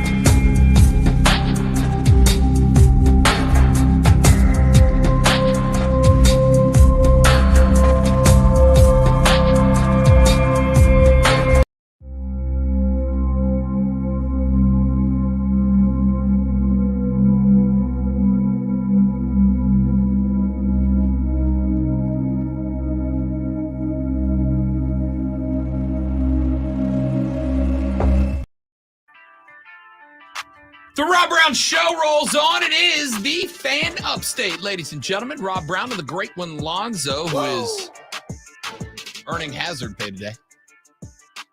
I actually asked for that. I know, I saw it. And I know what the response will be. I gave you a T-shirt yesterday, which would be, which It's would not be incorrect. it would be funny though.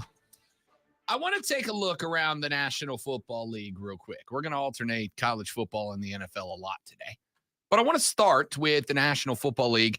And I want to look through some of the scores from last week because we had a number of blowouts or borderline blowouts this week. And I would like to talk about them. Predominantly ask, who's it time to panic for? And who is it time to relax? Oh, there's a number one on that list about panic. Let's see if we agree on who it is. Let's start, ladies and gentlemen. I would just say it's from a place that I was born. Oh, we're coming to them. But let's start with the Miami Dolphins. They lost 48-20 to... Josh Allen. He got the second Josh Allen back, even from the great one. Josh Allen.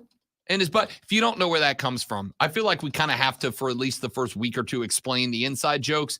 Last year, Lonzo was growing ever increasingly frustrated throughout the preseason and into the regular season. With sports media's infatuation with Josh Allen. And it was orgasmic in the way that they said it. It was. And it was to the point of annoyance. And it doesn't help me that I don't like that team. Indeed. That probably added to it. Yeah. Indeed. So we started affectionately referring to him as Josh Allen, because if you brought up the Bills, you had to mention Josh Allen at least 3 times. It was the rule. But then Josh Allen would have these games where he would kind of step back a little bit. And we began awarding or retracting the number of Josh Allens that we said based on how much he was being talked about. So that at the beginning of this year, he opened this year with a 3 INT loss against the Jets, and he just became Josh. He was just Josh. Just Josh. Just some cat named Josh. But the Bills have gotten progressively better as the season has gone on. They have not lost a game since then, and they beat the Gluteus Maximus. Well done, bro. Off of the Miami Dolphins, a team that the week before that had scored 70 points on the Denver Broncos. So the question is here for the Miami Dolphins, is it panic time, or do the Dolphins just need to calm down? Well, I'm not going to play Tay-Tay in this one because she's reserved for another segment. So instead, I'll say Miami. Take a deep breath. Just relax. Just take a deep breath. I can almost feel that through my headphones. That's so weird. If I was ever going to describe a sound as moist, that's the one. Yeah, which that word doesn't bother me, but I just almost want to pull it off. Like, okay, did I just feel that? That's imagine what that's doing to people as they're driving. Oh, it's uncomfortable, right? It's uncomfortable. Well, the Dolphins should be a little bit uncomfortable. Here's the thing. It's not that you lost 48-20. It's who you lost to 48-20. Be one thing if you lost to the 49ers 48-20. You go, okay, if we see them again, it's going to be in the Super Bowl, but you lost to the Bills. That is a divisional opponent. You're going to see them again in the regular season this year. And possibly in the playoffs if you right the ship. Correct. Because right now at 3-1, the Bills, with the win over Miami, have the inside track to winning that division, which would send Miami into the wild card round and give them a very good shot at having to play the Bills probably in the second round, but maybe in the first. Maybe in the first, depending on whether or not Kansas City gets everything going. But again, Kansas City's just fine. They've lost one game, been in some closer ones than you like. But I think the Dolphins have got to calm down. Dolphins fans, no need to panic. No need to panic. You know what you have. Now, the question mark is, what about the defense here, right? What about the defense here? Can Miami's defense get it together? In the first 3 games, and I'm flipping to Tua here, because I think defense is what it is, right? You're going to have to win shootouts because the defense is good, but it's not great, or at least not showing that it's great yet. And I do think they have to take a big step forward there. But offensively, Tua Tagovailoa in the first 3 games was hit a total of 7 times. I would say, Lonzo, if there's any one thing the Dolphins need to do, it's protect Tua Tagovailoa at all costs. They need to send him out on the field like that kid in Little Giants whose mom sent him to practice in the bubble wrap. Don't you be talking about my mama. That's what Tua needs to be doing every week. 7 times in the first 3 games was Tua hit, 11 times on Sunday against the Bills. 8 of those came after left tackle Teron Armstead was injured in the second quarter. You can't have that. The Bills brought extra pressure, and Miami did not know how to respond. Here's the good news. That is one fixable issue. That's fixable. That's very fixable. You scheme better, you plan better, you practice better. That's a fixable issue. Ladies and gentlemen, my New Orleans Saints, they got racked by the Buccaneers 26-9 in a not a shutout, but should have been a shutout loss to Tampa Bay. Lonzo,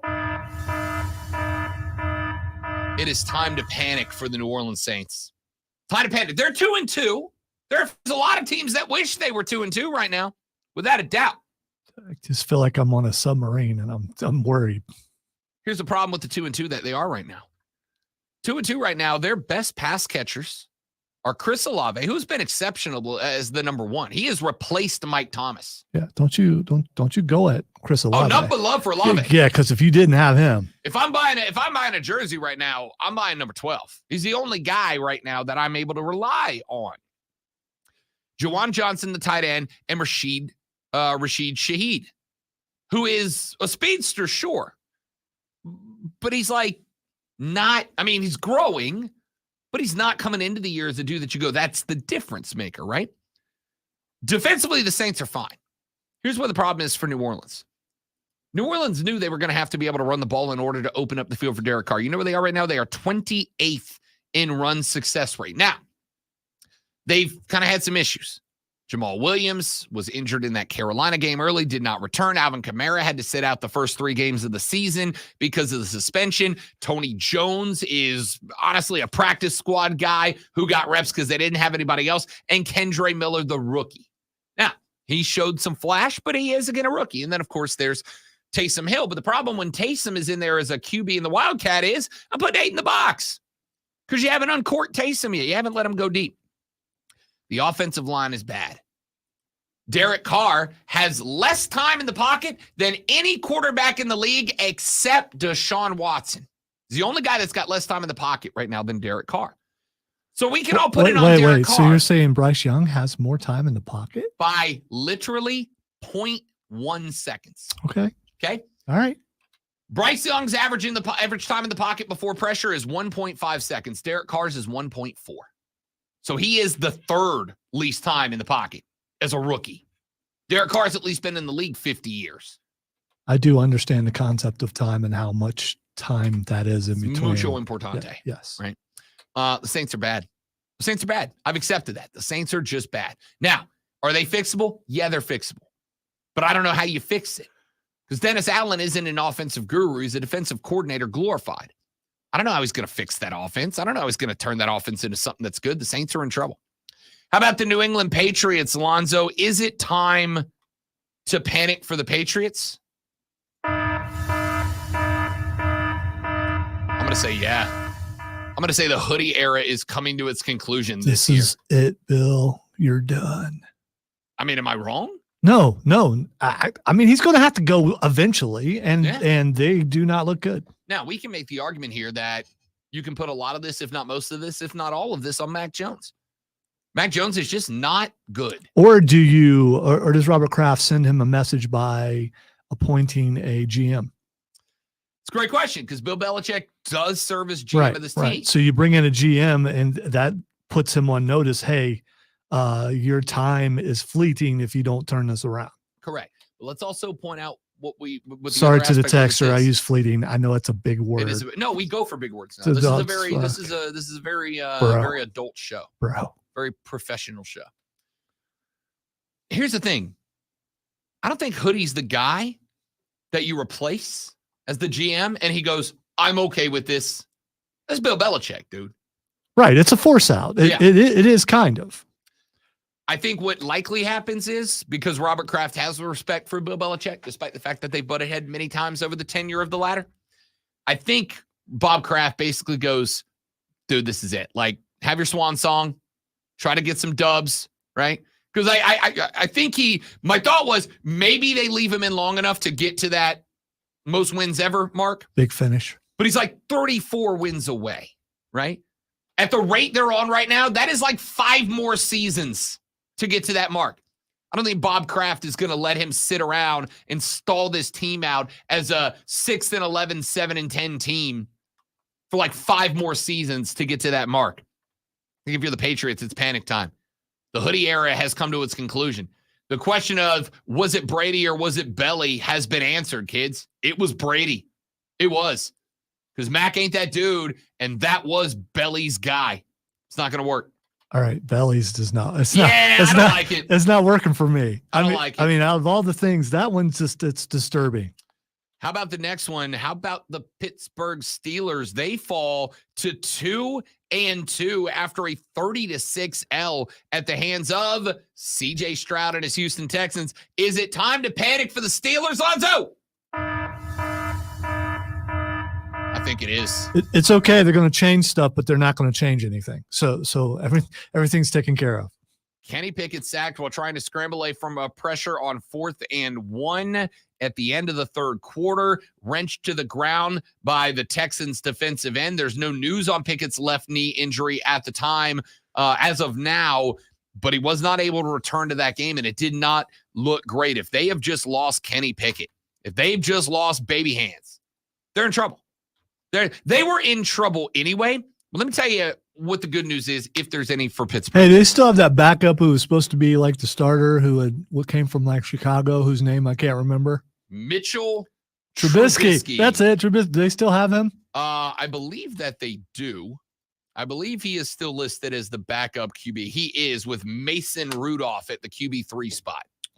Oh, yeah. Mason Rudolph has some starting experience also. So, I mean, Here's the good news for the Steelers. The good news is Matt Canada is your offensive coordinator, and you might have just as good of luck if you let a jar of Duke's Mayo be your offensive coordinator, because that is a solid resemblance. So you're saying that he's just as bland as Duke's mayonnaise. Thank you for that. I'm pulling that and keeping that forever. I'm going to try to save this year.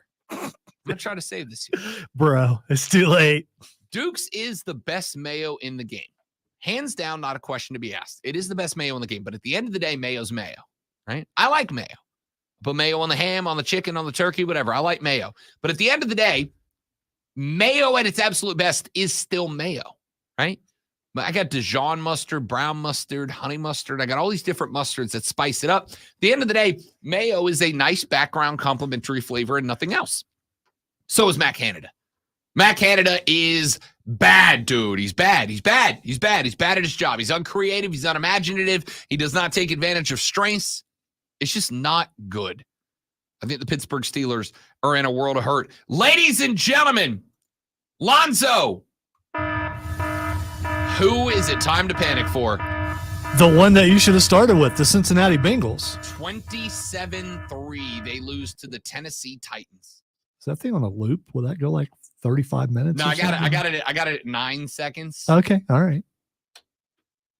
27-3, they lose to the Tennessee Titans. The Tennessee Titans are, and quote me on this, not good. Not good. There's some good news about them. Derrick Henry, still Derrick Henry, who, by the way, Derrick Henry had more touchdown passes than Joe Burrow last weekend. Just so we're all on the same page there.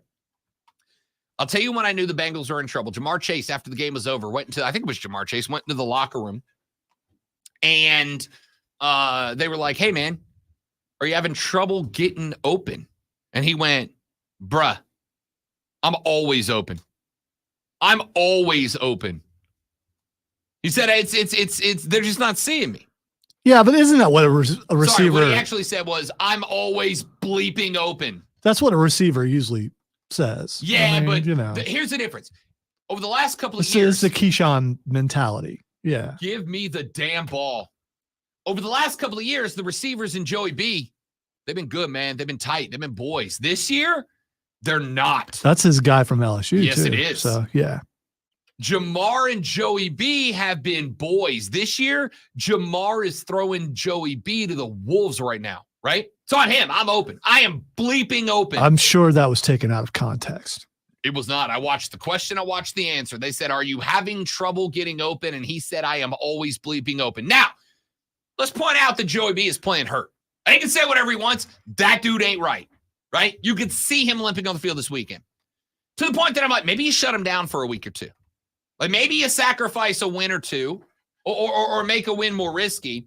But maybe you sacrifice a win or two in order to get Joey B right, because if Joey B ain't right, you're screwed. Yeah, but think of the aspirations they had this year. Of course, they were picked to be one of the AFC frontrunners, and the fact that they're not winning right now, do you want a couple more losses?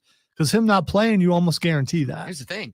If he's playing the way he's playing right now, you also guarantee that. The Bengal offense as it is right now ain't beating nobody. Nobody. I don't think they beat the Saints right now. They're that bad. So I think what I'm doing with Arizona and Seattle coming up the next 2 weeks, I'm sitting him for at least the Arizona game. Even though Arizona's playing at a higher level than anticipated, I'm sitting Joey B for the Arizona game. And Seattle's defense playing pretty good. So, yeah. I'll sit him for Arizona, and I'll see how he is for Seattle.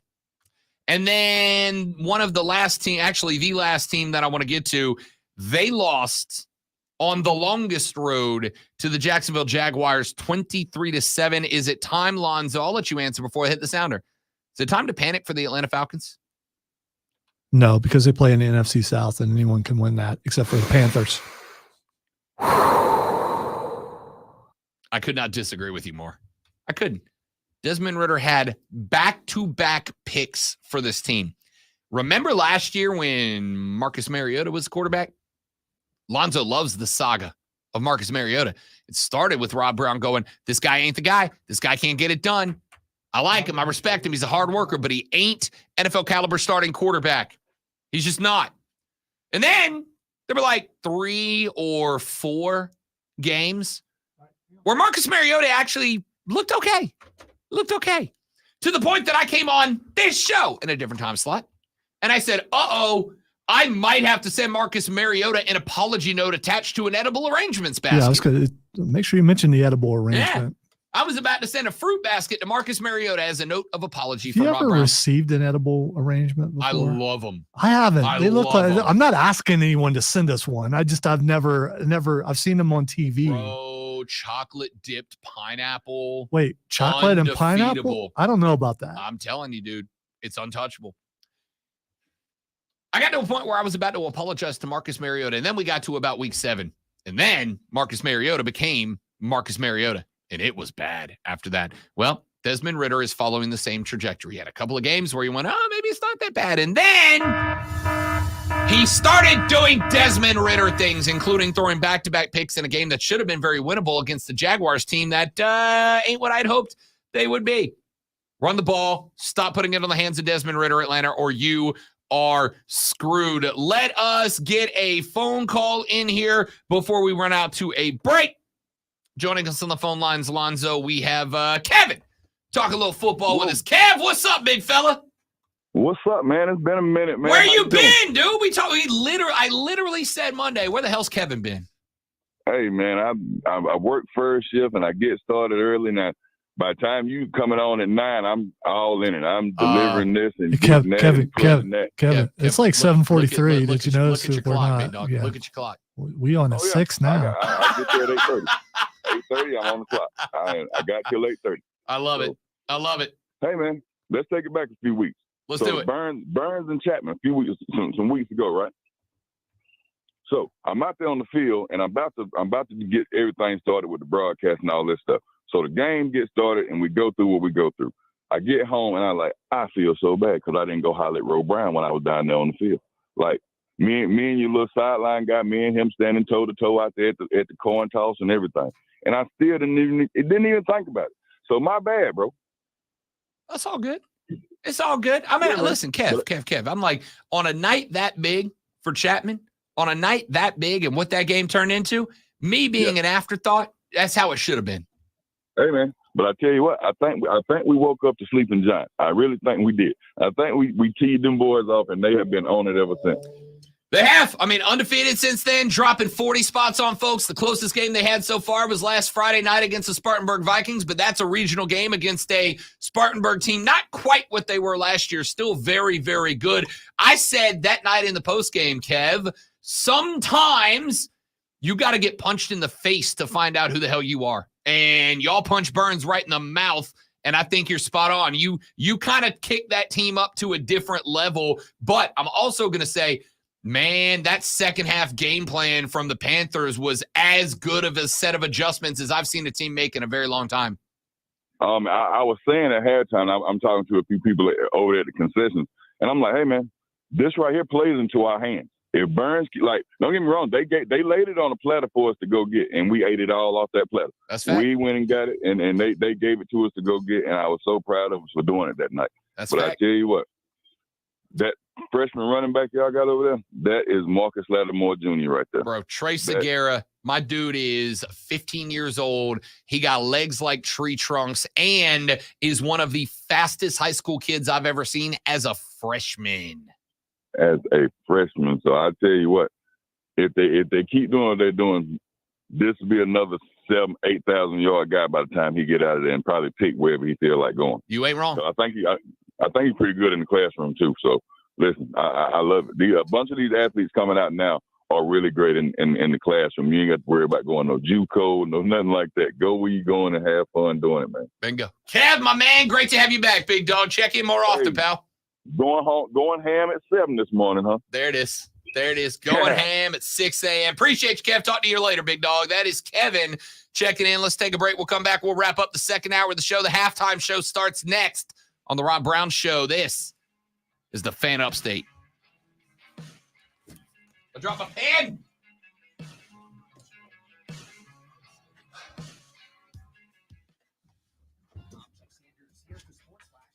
All right, I got to make a phone call real quick, guys. We'll be right back.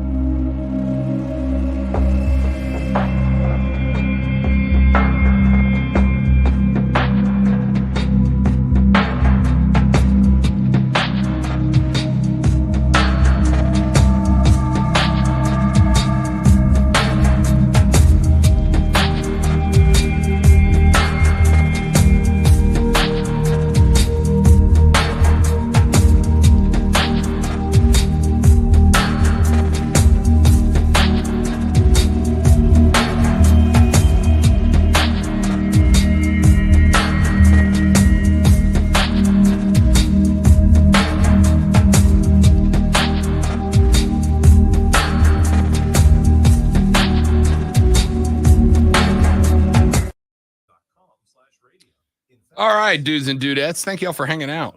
Good to be back. President of operations at Telly Tires and Auto Centers. Because Telly Tires has grown a lot in the last few years, Marco needed to hire everyone from a receptionist to a store manager to a mechanic. ZipRecruiter helps me find all the right people, even the most difficult jobs. No, I agree, P Digits. I've never had chocolate covered pineapple, I don't believe. Alex Guest just tweeted the show or just texted me and said, I am a pineapple purist, but the edible arrangement's chocolate pineapple is chef's kiss. And he is spot on. It does not seem like it should work, but it does. It seems like it should be overly sweet, but it's not. That's the first I've heard of that. You got to go dark chocolate, though. Yeah, well, I love dark chocolate. Then you'll love this. If you like pineapples and dark chocolate, you'll like it.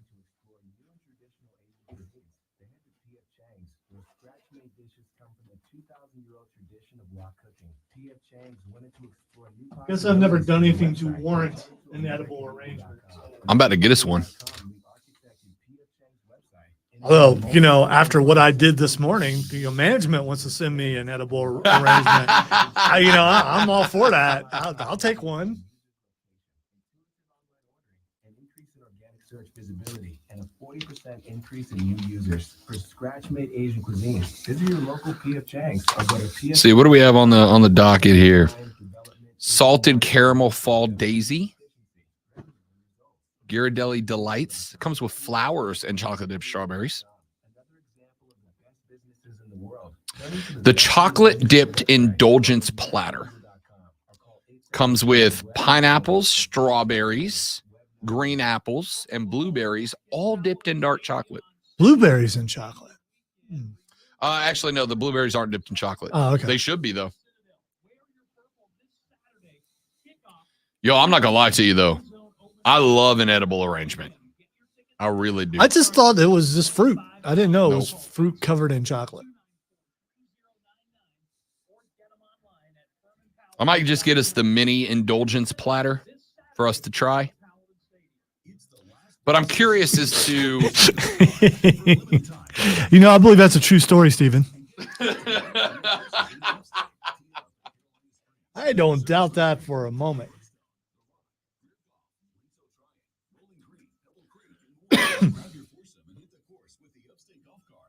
Steven, I didn't know this. Alarm is spelled A-L-A-R-M. Did you know that? Just in case you didn't know. It's A-L-A-R-M. Gee, I wonder why I'd be spelling it that I way. have no idea. It's, Yeah, it's very just, clearly a mistake.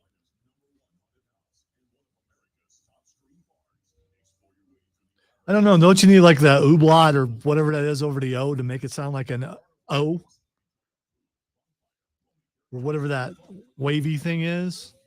I'm fine with umlaut. I wasn't going to question it.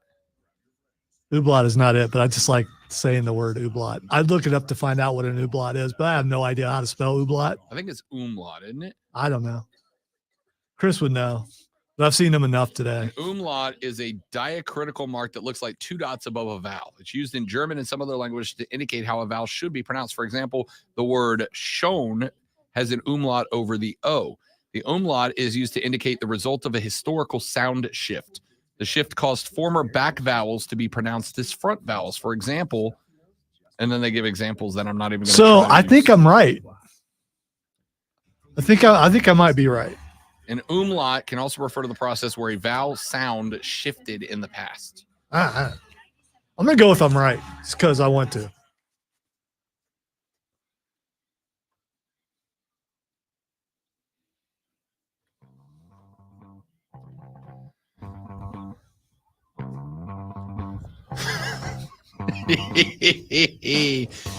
T Experiences texted the show.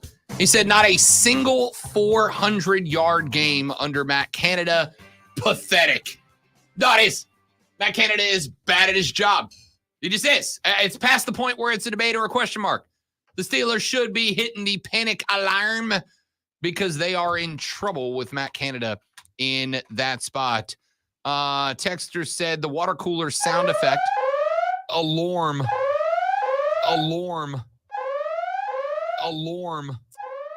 Well, that was fun. Everybody having fun?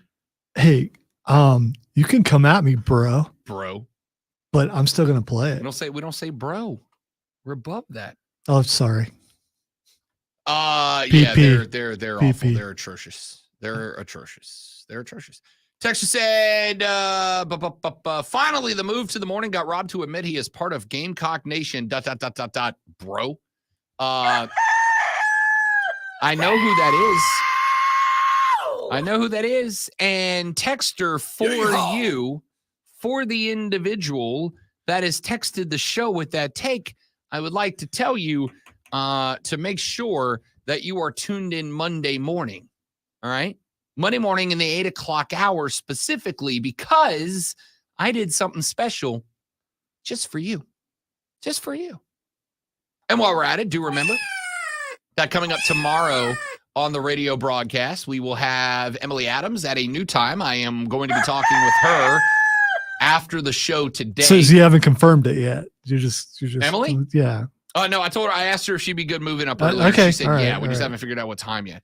So Emily Adams will join us. She's from the Greenville News. She'll be joining us tomorrow to talk Gamecock football. And then on Monday. Does that hurt when you do that? When you hit the microphone like that with your face? No, not really. It's more of a move. Okay. It's like a cat move. Emily Adams will join us tomorrow to talk Gamecock football. Then on Monday morning, nice little surprise for you Clemson fans, as I think we have a rotation ready. And then also tomorrow at his standard operating time. Actually, I realize we're going to have to move Rashad up probably one segment because otherwise he's going to close the show. And it's not that I don't love Rashad. I just don't want the pressure on him of having to be the show exit. All right. You know? So if you move him up one segment, that means we need to move Fight Club. Oh, that's right. No, I guess we don't. There's a segment. No, Rashad is the last segment. I'll talk with him today. We'll figure it out. We can go Fight Club first and then him. That's true. I mean, and I will condense and we'll try to keep it on time. Yeah, we'll figure it out. Which we've never done before. Listen, the Thursday lineup is a problem for Thursday, Rob. Wednesday, Rob, is just here for a good time. All right? So Wednesday, Rob is going to tell you that coming up in the next hour, we've got a lot more to talk about. I yesterday sat down and rewatched the Clemson-Syracuse game. I sat down yesterday and took Ooh, I can't wait to talk about this because I have some things where I watched the game things that apparently you didn't see. All So we can have fun with that. Well, we are going to find out next what I saw and liked, what Lonzo thinks I missed or am exaggerating. We'll find out. That's all coming up in the next hour of the show. There's plenty more on top of that. The Rob Brown Show rolls on. It is the Fan Upstate.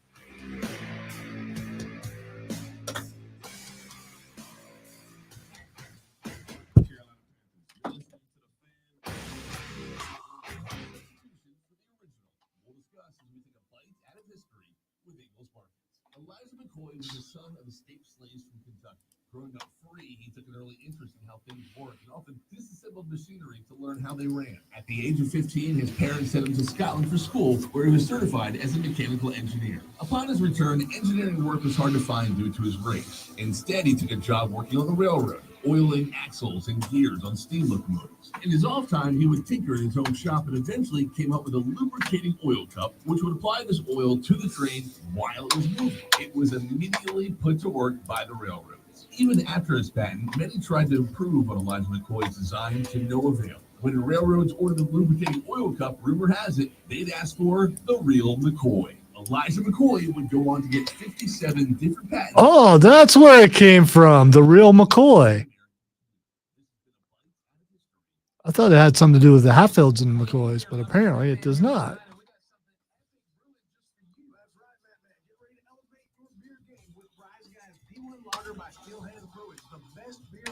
This Golden Elixir's crafted with precision, passion, and a touch of the extraordinary. It ain't just a beer, it's an experience. It's a smooth, crisp taste that'll make your taste buds dance with joy. It's like a party in your mouth, and everyone's invited. Brewed by our friends at Still Hands, the Rise Guys Spew and Lager. Well, it's a celebration of flavor, a symphony of hops and barley that's going to have you reaching for another sip. And check out that can. It's not just a beverage, it's a work of art. The Rise Guys Spew and Lager is a statement, a declaration that you only settle for the best. And whether you choose that with some buddies watching the big game or just unwinding after a long day, make it unforgettable with some Rise Guys P1 Lager. Grab a cold. Where's he going?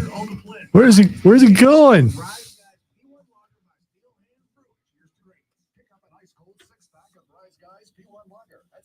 And sometimes people just get up and walk out the room.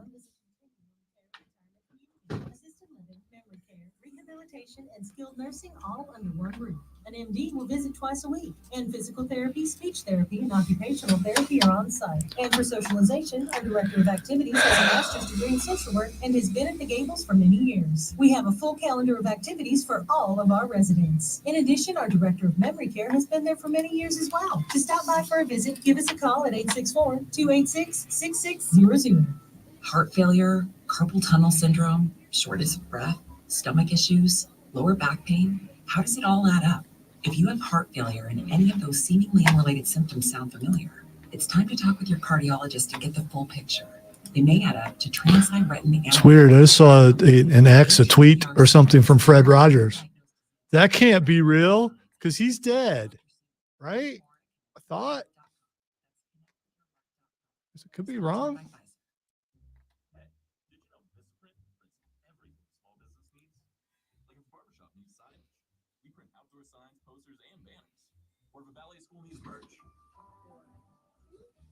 Tote bags, t-shirts, hoodies, hats, or if a coffee shop needs a total refresh. Vistaprint designs logos and prints it on menus, mugs, paper bags, anything. Because with Vistaprint, the printabilities are endless. Print it all with 25% off for new customers with code NEW25 at Vistaprint.com. So if Rob doesn't make it back in the room in the next 30 seconds, I'm just going to be playing nothing but sounders. So be warned. You might hear good morning 30,000 times. Because it's 8 o'clock and he's not there. Oh, it's a good thing he came back in because that's what you were going to get.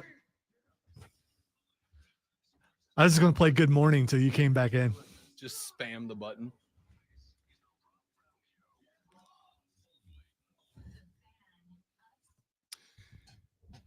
The Rob Brown Show carries on. It is the Fan Upstate. Welcome back, ladies and gentlemen. Happy Wednesday morning. Your brand new and slightly improved morning version of the Rob Brown Show rolls Just a little bit, bro. Just a little slightly, bit. ever so slightly. Got a lot to get into as we move forward on the show. Want to talk a little bit more Panthers because I'm not the only one who thinks the fan base needs to calm down. In fact, there is a Panther legend who has said the same thing. And I'll tell you who it is coming up here in just a little while. Got some takes on other NFL teams. David from Greer wanted to talk Ravens Steelers. Got another texter that says, I'm willing to trade Mac Jones from the Patriots for a 6-pack of Dr. Pepper, a roll of duct tape, and a new 6-iron. Dude is pathetic. Yeah, I'm not. I think Mac Jones is kind of hit the sell-by date. Is he worth a 6-iron? I mean, if you can strike a pure 6-iron, it's invaluable. That's a critical club. I cannot. I have problems with everything from my 2-iron to my 6-iron. 7, 8, 9 pitching wedge, stand wedge, anything approach lob, anything up close, I am fine with. You give me a 2 to a 6, then I'm in trouble. That pure mid to long range iron is it's devastating in my game.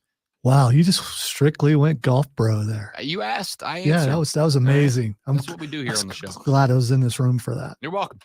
But before we get into that, I do want to flip it back. As I said, we're going to be bouncing back and forth today. We talked some South Carolina earlier in the show. Old Shano said that he does need to find a way to get the stud wide receivers, the freshies, onto the field more. Says, I got to figure out how to get them into the game a little bit more. We'll talk more about that later on in the radio broadcast. But I want to talk Clemson for just a minute because I did a little film study yesterday. Decided to take just a little while to sit down and rewatch the Clemson-Syracuse game. And, you know, I think that one thing that happens for me when I take off the radio guy hat and put on the football analyst cap is that much like a movie, you're always going to pick something up and watch number 2 you didn't pick up and watch number 1. You're going to pick up something and watch number 3 you didn't pick up and watch number 2. Just a quick question. That analyst cap isn't orange, is it? No. Okay, just curious. Because, as I've made abundantly clear on this radio show many, many times, much to the disagreement of some listeners, I am not a pure fan of any team that we cover, and I make no secret about it. I am not a fan in terms of fan of any of the teams that we cover. I am a fan of every team that we cover, and that if they're good, I make more money. At the end of the day, money can't buy happiness, but it can buy things that make me happy.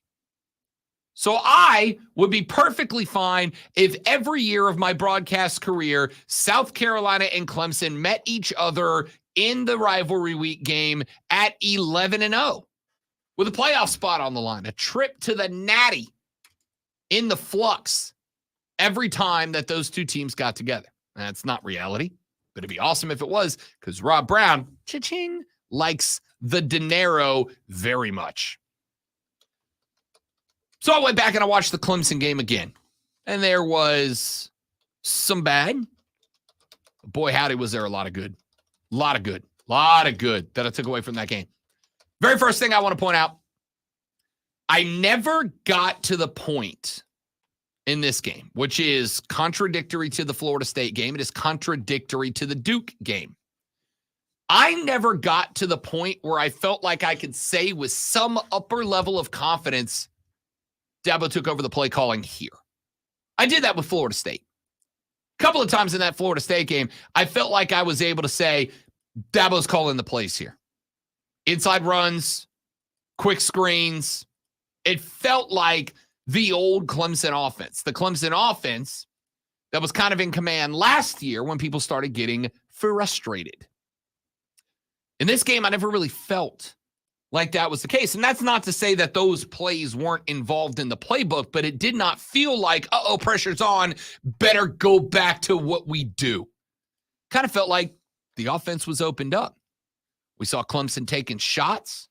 We saw Cade Klubnik trusting the offensive line to stand in the pocket. More importantly, I think maybe most importantly, I think we got to a point where Cade Klubnik looked like a mature quarterback in the pocket. First couple of games, it kind of felt like this is a guy figuring it out, right? And I know he got PT last year for sure. But it felt like it was a guy figuring it out early. And on Saturday, it felt like a guy who had it figured out. For instance, go back to that Florida State game. When Florida State was collapsing the pocket, Cade looked like a guy that wanted to tuck and run, that wanted to utilize his athleticism to extend plays. But sometimes the right decision is to, and you'll hear this term a lot, climb in the pocket, right? Take a 5-step drop. You sit back there. You got 1, maybe 2 seconds to look left, look right, look left, pick your receiver, make a decision. Nobody available, tuck it and run. But in order to extend that time, what a lot of young quarterbacks will do is wherever they feel pressure coming from, wherever they feel pressure, they're going to just start running the opposite direction. So if they feel pressure coming off the blind side, they're just going to take off running to the right. If they're looking right and they see a gold hat make an appearance, they're going to take off running to the left. That's the mark of a young, inexperienced quarterback. The problem that you have with that is that especially against young quarterbacks, and you can go back and watch Florida State do this a lot, one of the problems that you'll bump into there is that teams know that, teams see that, teams understand that that is not just a possibility, but a probability with a young and developing quarterback. And so what they'll end up doing is they'll run stunts or exotic blitzes up the middle, but then they'll have a cleanup guy on the outside.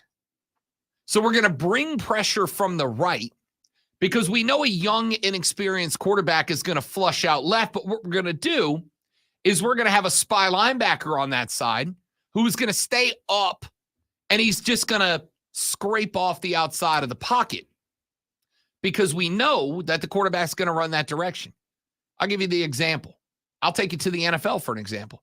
Go back to that Dallas-New England game this past weekend. Do you remember the play where Mac Jones fumbled the ball and Van Der Esch picked it up and took it back for 6, the old scoop and score that really kind of broke that game open for Dallas? Go back and watch that game. Now, granted, it was back against the wall. Mac Jones was in his own end zone and had to make something happen.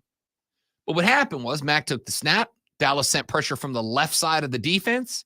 Mac Jones felt the pressure and he rolled off right. When he rolled off right, there was a hunter waiting for him. There was somebody right there waiting for him. Ended up with the strip, caught him from behind, knocked the ball loose. Van Der Esch picked her up, took her into the end zone. That is the mark of a young, inexperienced, panicky quarterback. But that's not what I saw out of Cade Klubnik in this game. In this game, what I saw was Cade Klubnik climbing in the pocket. What I saw in this game was Cade Klubnik hitting the 5-step drop, feeling the pressure on the outside of the pocket, on the extremities of the pocket. And instead of just flushing out one way or the other, what did he do? He took a hop forward. He took a step forward. He took another step forward. He climbed in and he let the pocket create around him. Why do they call it a pocket? Because it's shaped like a pocket. It's a U. It bends. And it bends from the outside in. The tackles kick back. Are you speaking to the Swifties now? Are you doing that? A little bit. It shapes like a U, like a pocket. And the quarterback's got to stay inside of the pocket. But when the pocket opens and takes that U shape, it does start to turn into a bubble at the end. It starts to collapse out by the offensive tackles when they're putting up with the bull rush of the defensive ends on the outside. And when that pocket starts to collapse, a lot of quarterbacks don't want to get trapped in that bubble. It's a dangerous place to be. You don't know where the hit's going to come from. You don't know who behind you got loose and can knock the ball out, maybe hit that arm while you're going back into the passing motion. and knock that ball loose before you can move that arm forward and create the incomplete pass scenario. So a lot of quarterbacks are afraid to do that. To step up into that pocket, to let that pocket turn into a bubble behind you and stay in that pocket and stay confident means you have two things. Number one, composure. Number one, it means you're not afraid of the pressure. Number one, it means you sense the pressure. It means you've got a great awareness. It means that internal clock, tick, tick, tick, tick, tock, is good. It's working out for you. Number two, it means you're trusting your offensive line. It means your offensive line is a group of guys that you're going, I know they got my back. I know they're going to give me 2.6, 2.7 seconds. I know that I can take the snap. And as I'm making my reads, 1 Mississippi, 2 Mississippi, deliver. And I've got that time. Now, Syracuse was not bringing the best defensive line Clemson's going to be up against this year. In fact, they arguably already stood down against that line in Florida State. There are some more good ones coming down the pipe, but I think FSU's probably the best one that they're going to face. But the fact that Cade Klubnik not only stayed in the pocket, but stayed composed in the pocket and delivered from the pocket, that inspires confidence in me for him. But that's not all. The other thing that it does is it inspires confidence in the people who are calling the plays, whether it's Garrett Riley or, more importantly, Dabo Swinney. Because when you're running power run and when you're running a lot of screens, what you're doing is creating ways to get the ball away from your quarterback. A screen play is designed to get the ball out quick, whether it's a bubble screen, the wide receiver on the outside coming in and under, whether it's a running back slip screen, whether it's a classic screen, whatever type of screen you're running. The game plan is to prevent the quarterback from ever being under pressure. If it's an outside bubble, it's snap and throw. Get it out there.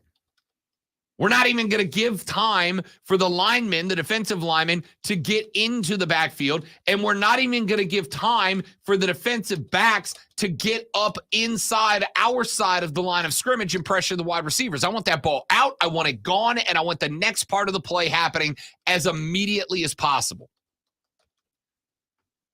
That is something that you do, A, if the defense is having wild success with the pass rush, which I don't necessarily think was the case against Duke particularly, or you do it if you don't trust the quarterback yet. Now, I don't mean you don't trust him as a player. I mean, you're trying to loosen him up. You're trying to warm him up. You're trying to let him get a couple of throws in, complete a couple of passes, build that confidence up early. It's not necessarily something you don't want to be doing late in the game, but it is something that you don't want to be forced to do late in the game. And I think in that game, it never felt forced.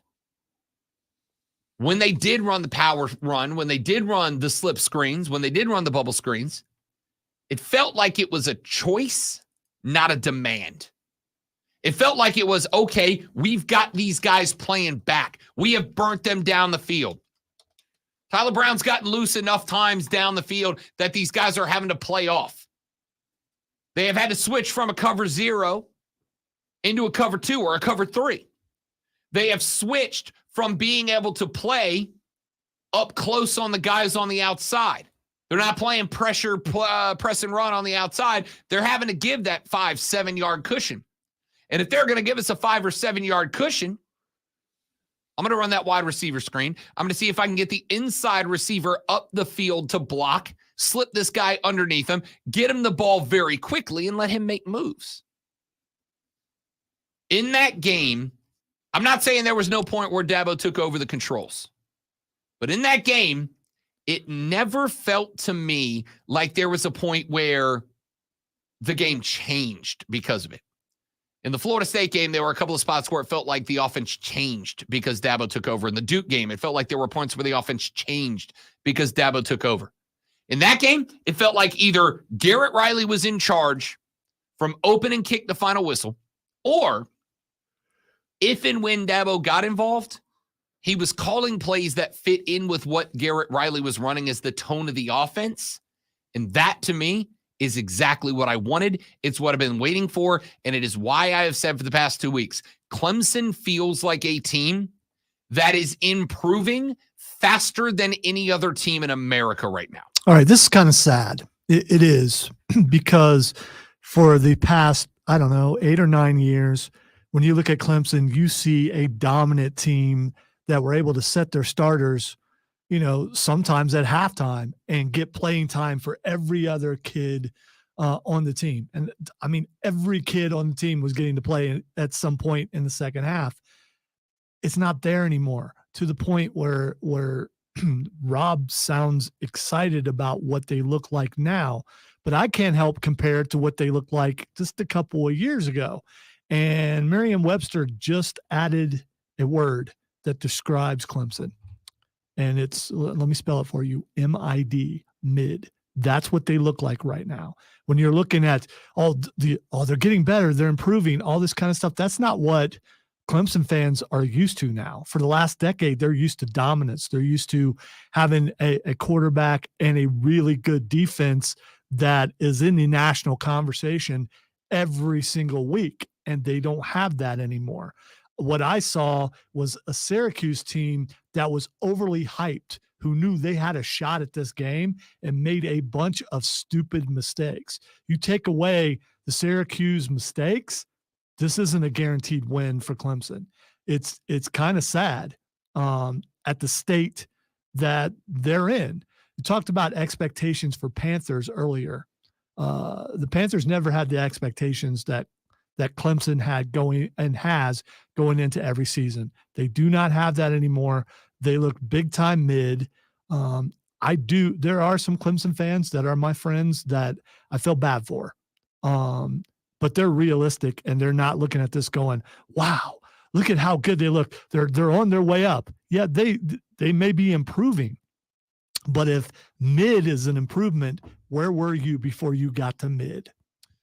If you'd have told me that you believe that team looked mid after Florida State, I would have accepted that as reality. In fact, I think I did. They did. That Florida State game, I have said multiple times, Clemson should have won that football game. I believe that. I think Clemson should have won that game. I thought, honestly, I feel like for 60 out of 62 minutes played, Clemson was a better football team. They just had too many botches. I believe that. I think after this past week, you can, at your discretion, underestimate the Cuse if you want. But Garrett Schrader is not a joke of a quarterback. He is good. Yes, Syracuse did not have any jump-off-the-page wins before that. They beat Colgate. They beat Western Michigan. They beat Purdue. And they beat Army. I'm not arguing that Syracuse is one of the best teams in the country. But I am going to point out that the Army team we're talking about beat UTSA, which is a decent little program, and Syracuse Bleak. I'm going to argue that the Purdue team that we are talking about, they are 1-2 at this point. They are not good, but they did beat Virginia Tech. Yeah, Virginia Tech's bad right now, but that's still a win for Purdue. They lost to Fresno State, a good Fresno State team, 39-35. The Syracuse team is no joke. I'm not arguing they're Florida State. I'm not arguing they're Ohio State. I'm not arguing that they are Michigan, but I think that one trap that college football fans fall into regularly is they look at the teams that are in a playoff position. They look at the top 5, 6, 7, 8 teams, and anybody who's not one of those 8 teams is just bad or mid. They're just mid. And I don't agree with that. I think Syracuse is a good team. I think Clemson's a good team. Am I ready to put Clemson on the field with Ohio State? Nope. Am I ready to put them on the field with Michigan? Nope.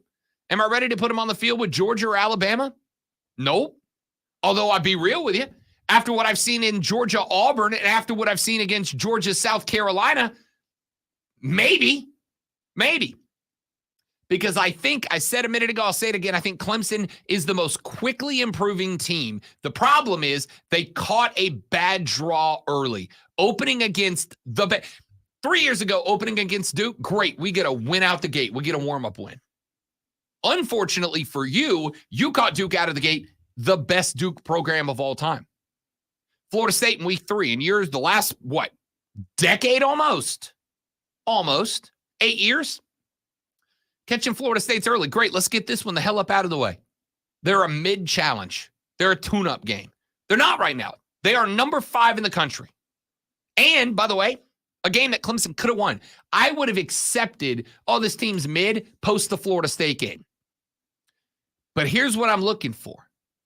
Can you show me on tape that the problems you had in losses to Duke and Florida State, you're improving on, you're fixing, you're correcting?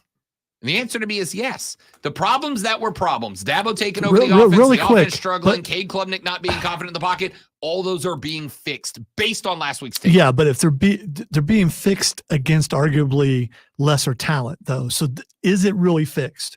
If those things that you're saying they improved on, if they do that against a team that is better than Syracuse, a team that has a shot to be, if they do it against Notre Dame, then I'll believe that they've improved. If I was learning, I'm gonna bring Conor McGregor in again. Why not? If I was learning how to fight, and I'm not, because I've never been punched in the face, and I have no intention at almost 40 years of age to start now. I don't know. You keep making Panthers fans mad the way you are. If I was learning how to be a fighter, I would not hop into the cage with McGregor, get stomped, and then make an assessment on where I am at that point. If I was learning how to be a fighter, I would step into the cage with somebody who is also learning how to be a fighter. And then I would make an assessment. Is that lesser talent? Yes. Thank you for proving But I my get to make an point. assessment. Thank you for proving my point. I appreciate that. You get in there with someone of equal or lesser talent. A team that's also mid like you Well, are. no, I'm not done, though. They did that against FAU and Charleston Southern. Those are the beginning level fighters. And when they put 66 and 48, kept them to 2 scores or less. That's what they did. Syracuse is the next step up. That's I don't know what order they're in. That's a blue belt. They're not black belt. They're not Bama, Georgia, Michigan, Ohio State. They're a blue belt. They're in the middle. Syracuse is not as bad as you're making them out to be, but they're also not a top-tier contender. So you step between the ropes with somebody who's a blue belt, who's a mid-tier guy, and you assess that. And the assessment after a blue belt fight is they came out on the right end. And it's not like Syracuse was in this game. Clemson owned this game. Syracuse was in this game. For the first quarter. Yeah, and then they started making mistakes. And once they made those mistakes, they took themselves out of it. Listen, if they don't make those mistakes, it's a totally different game. I'm not saying Syracuse wins, but it's more competitive. This is one of those spots where we're just going to have to They got it in their head. We're going to have to agree to disagree because it is a subjective reality. You are saying Syracuse made mistakes, and I am saying Clemson made them make mistakes because Clemson was better than them, right? So they got Wake Forest, another blue belt. Not bad. So we're either both right or we're both wrong. No, that is not correct. I could be right and you could be wrong. You could be right and I could be wrong. Yeah, the latter, not the former. But I don't think I am. If you look that was for you, bro. If you look at the Clemson team that played Florida State and the Clemson team that played Syracuse, yes, Florida State's a black belt. Syracuse is a blue belt. The mistakes that doomed Clemson in a very close black belt fight seemed corrected in a step down in talent. They get Wake, and then they're on the road at Miami.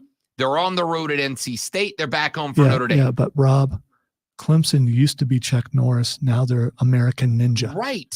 But like I say every week on Mondays when we do the Robbie remix, last year ain't this year and this year ain't last year. I don't give a damn what you were in 2022. I care solely and only about what you are in 2023. It is 8:23 and it is time for us to take a break. He's the great one. I am Rob Brown. The Rob Brown Show rolls on. We got some of your texts, some of your responses when we come back on the Rob Brown Show in the Fan Upstate.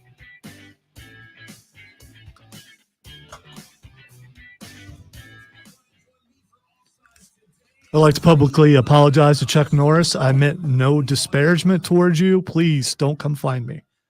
I still fear you, even if you're like 87 years Chuck old Norris or something. doesn't breathe. Oxygen hides in his lungs for protection. Chuck Norris doesn't do push-ups. He pushes the world down. Yeah. All right, guys, stepping away for 1 minute. We'll be right back. Don't go anywhere.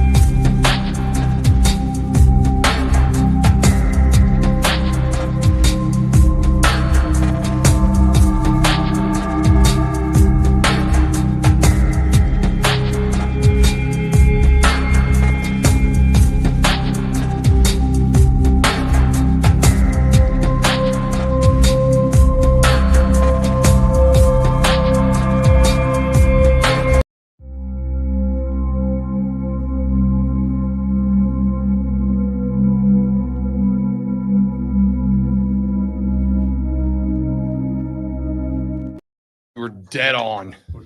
Kind of day I'm having.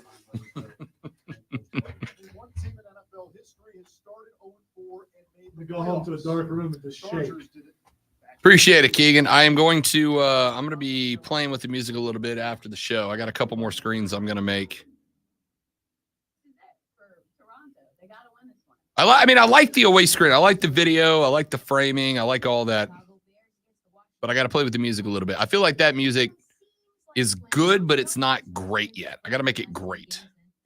The Commanders are just 5.5-point favorites and should have beat the Eagles last week. I can't trust the Bears, and neither should you. Fade those Bears all season long. I'm Trista Crick, helping you beat the books and bet smarter with BetQL. Download the BetMGM app today.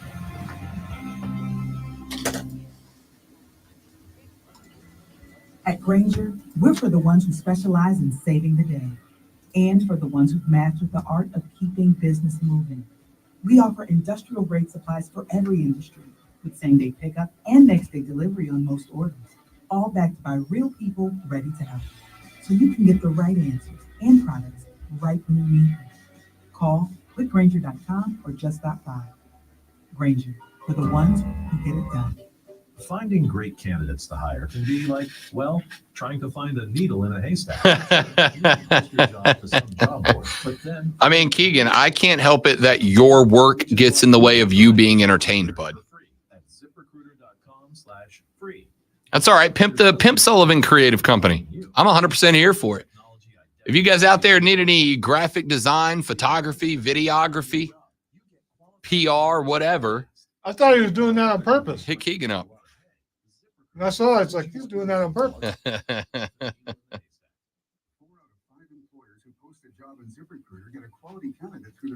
I don't get pimento cheese. I don't get it. I love pimento cheese. Overrated. Not even a little.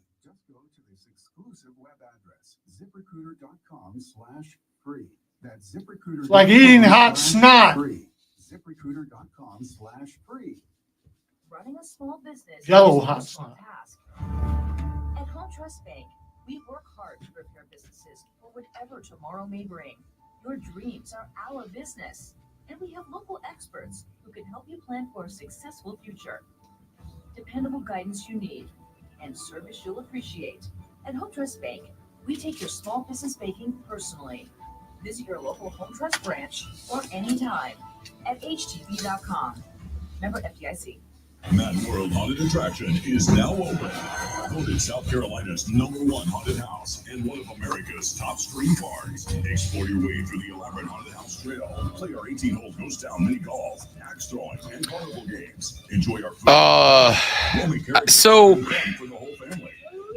if I'm power ranking biscuits, bro, Popeye's hot and warm goes ahead of Bojangles. But if you let the Popeyes go cold, it falls way below.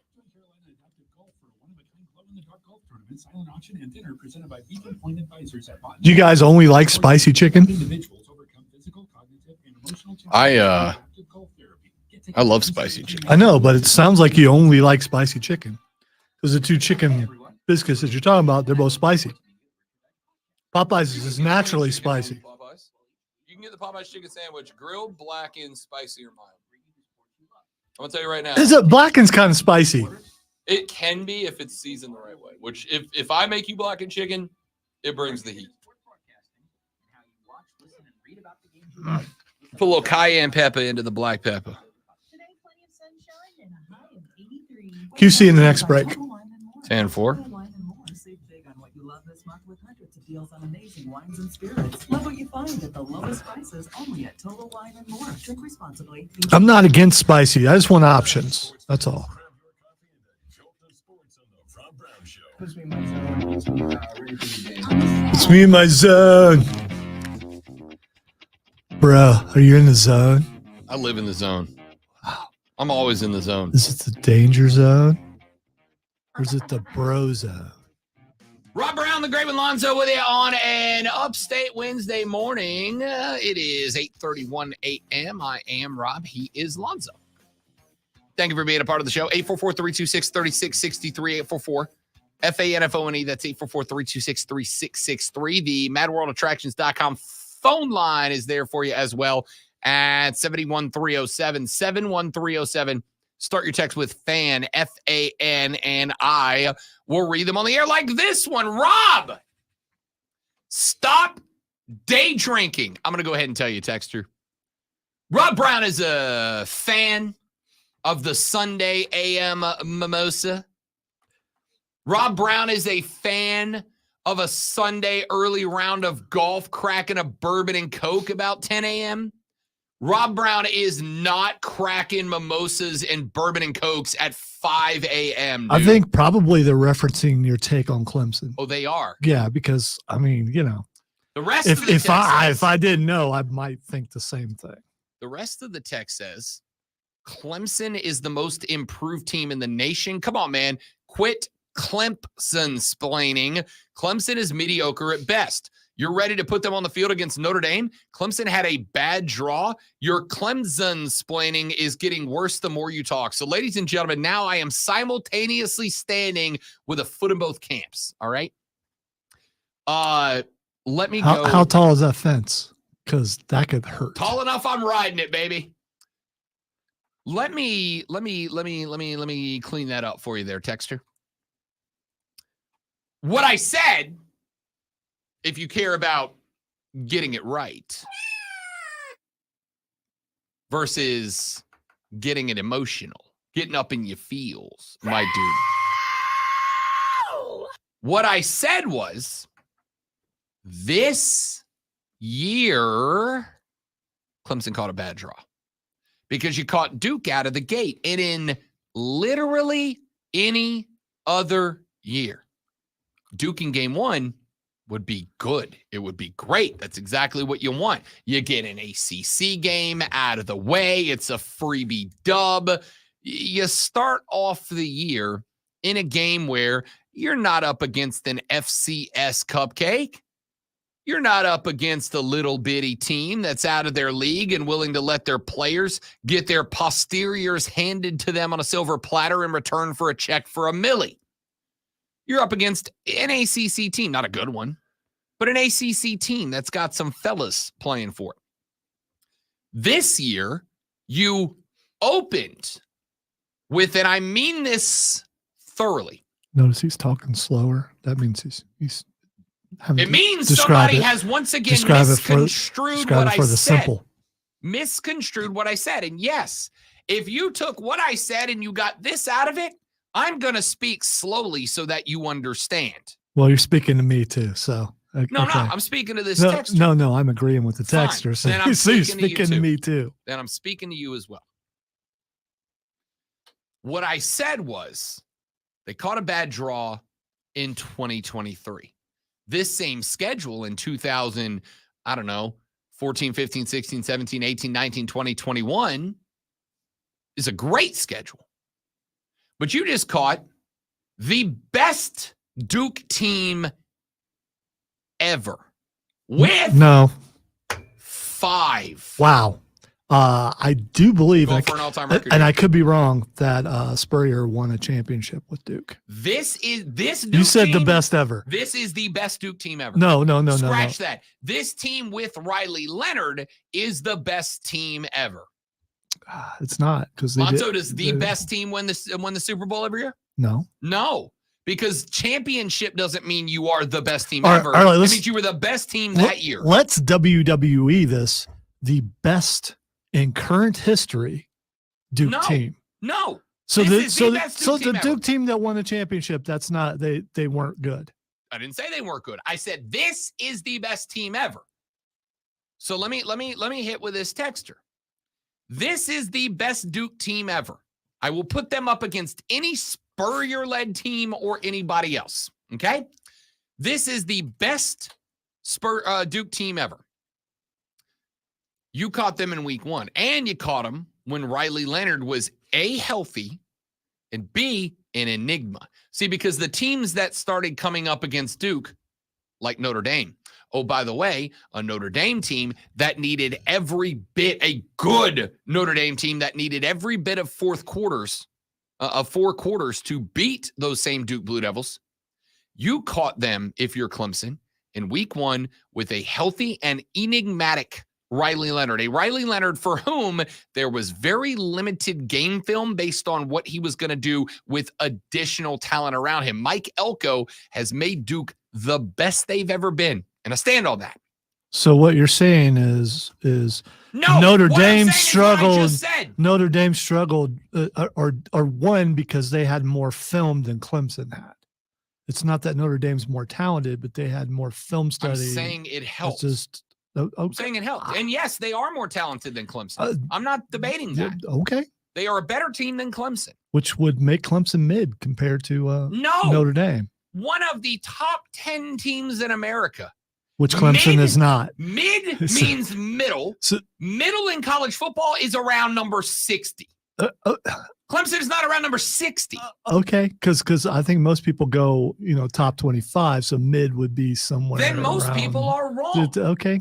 13 You're right. is not mid. I don't care if the majority is spoken. You're all wrong. Correct, because words mean things and have definitions that matter. Mid means middle. Middle means middle, center, in the middle of. You got me a little bit. There there. are 120 plus college football teams. It's like projectile. Oh, sorry. That's It's gross. that's like the first one in a while. That's- Middle means 60, right? They're not mid. No, Now, I think you're like the only person who thinks that. When people think mid as far as college football goes, they're only thinking top 25. They're not thinking 120 whatever that's teams. a you problem. It's not. That's a you It's not a me. I Now- speak for the people. You speak for you. Let me finish speaking at the people, because that's what I'm doing right now. I'm getting my shoulders ready because I'm going to take some for you people. That's what I do. Duke is the best Duke team of all time, and they had an enigmatic quarterback who was a mystery to figure out. And how do you figure out mysteries? Like Scooby-Doo with a clue. Once you have 4 weeks of game film on a guy, you got a pretty good indicator of who this guy is and what this guy means and what he does and how he does it.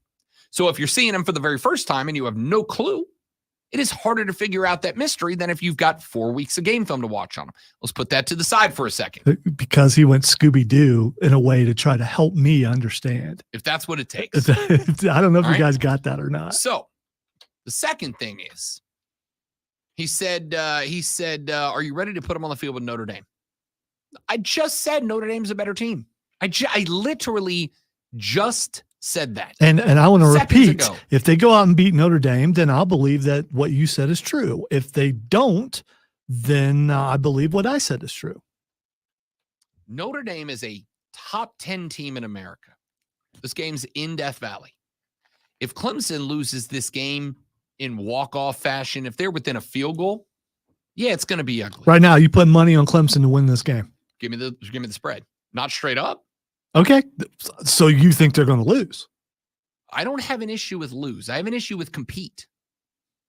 That's it. See, this is why This is the morale thing again. I why- get it now. It's the morale thing. I just that's what lost me. Lonzo, when I won second place in the Sportscaster of the Year award, did you come in here the next day and go, dude, you suck. You're mid. Or did you go, hey, you still won something? Well, not in here. Lonzo refuses to let me get away with anything. Okay, Rob, you win. You are not second best. You got robbed. You were better than anyone in the state, which I said before we went there. You deserve to win that, but because of loyalty, longevity, whatever it may be. No offense, Chris, because I hear you listen. But you should have won that award. You should have took that going away. You should have been the double champ that day. You were not. Right, because I'm mid. No, you're not. Well, No, based you're on what not. you're saying right No, now, no, you're that's not. what No, you're not. the case. You were facing the best Duke team in history. Of all time. In all Thank time. you for agreeing with me. You were facing I'm the best glad we Duke got you team. there. I'm glad I got you to my side. And It I took me a minute, but I we think got us Chris there. is a Duke fan, but I could be wrong. I mean, Tell you what, he's a great dude. Great dude. Now, that being said, he took his sheriff's badge off when I walked in with mine on, though, because, Texter said, quit saying Clemson caught a bad draw. To be the best, you have to be the best. Come on. First off, excellent Ric Flair reference. I approve. Okay? Let me ask you a question. Did I say Clemson's the best? No, I never said that. That's what you wanted me to say so that you could get agitated. I don't know why you want to be agitated. What I said was Clemson is, since week one, the start of the season, since week one, Clemson is the most improved team in America. And I believe that to be true. Who else is on that platform? Who has gotten it's not Georgia. It's not Michigan. It's not Ohio State. It's not Alabama. The most improved team from week 1 to week 5 is Clemson. Now, can they sustain that? I don't know. How bad were you if you went from that to mid? Again, it's only in this room, since I've got to be abundantly clear, Alonzo will latch on to it. In this room, Still like to, man. you're the only person who's called them that. Yeah, I know. So, But to me, just like some other things I do, I'm sure to catch on. to me, not the best, not angling for a play. None of that's true. But from week 1 to what we saw this past Saturday, Clemson's the most improved team in college football, in my opinion. I'm not saying they're going to stay there. They could come out this week and just lay an egg against Wake Forest, in which case I'll go, I got tricked. I got fooled. By the way, let me address the stream really quick. You can see us on Facebook, YouTube, Twitch, and the X. Brandon, it would have to be an odd number for it to be a true mid. I mean, that's how that works. Even there's no true mid unless you pick 2.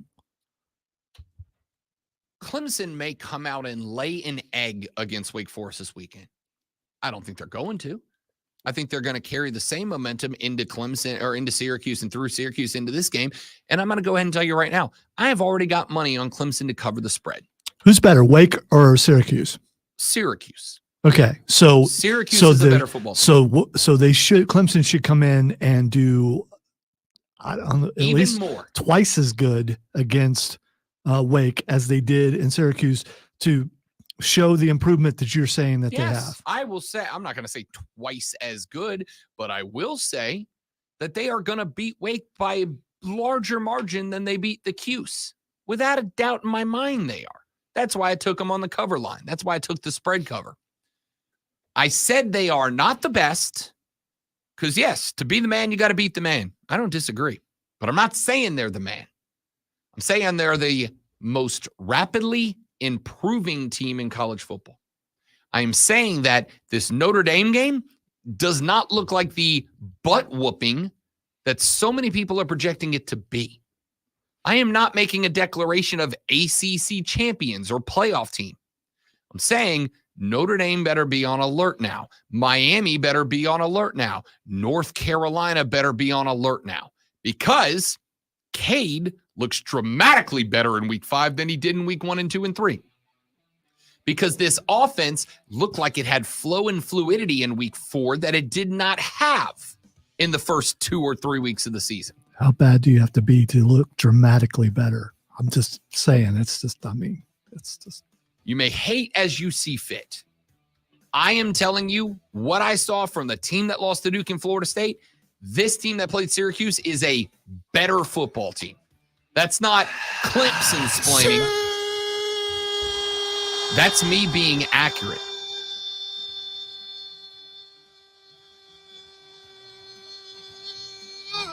Back after this on the Rob Brown Show on the Fan Upstate. QC. All right, guys, one quick live read, and then we're right back. Don't go anywhere.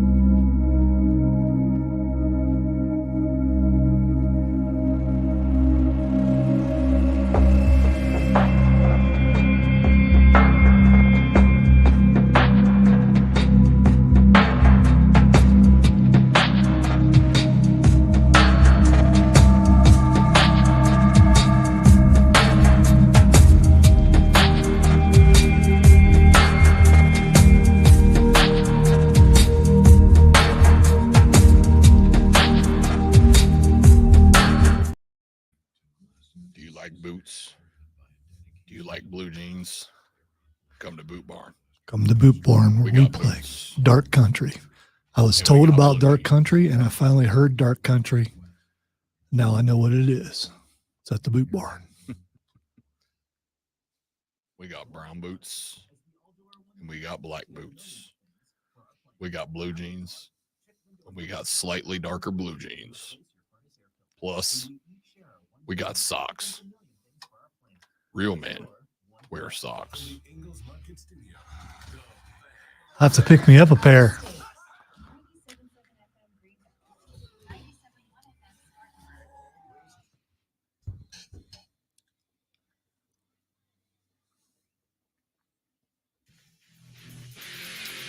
Wrapping up the third hour, still one to go here on the Rob Brown Show in the Fan Upstate. I am Rob Brown. Headbanging on the other side of the we learned Monday. Neither one of us is in a spot to head. I headbanged on Monday before the show started for like 2 seconds and had a headache the rest of the day. That's not a joke. If you notice, I'm not banging. I'm just like not holding my head up. It's like a head rock. It's like at the letting best. my head lull a little bit. Yeah. If you had to It's hold not- this thing up, you'd understand. It's I'm not so much metal as I am like stiff plastic now, you know?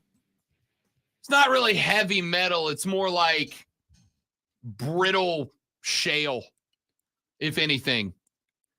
Do you think is it harder to headbang with a really styled beard like Diesel?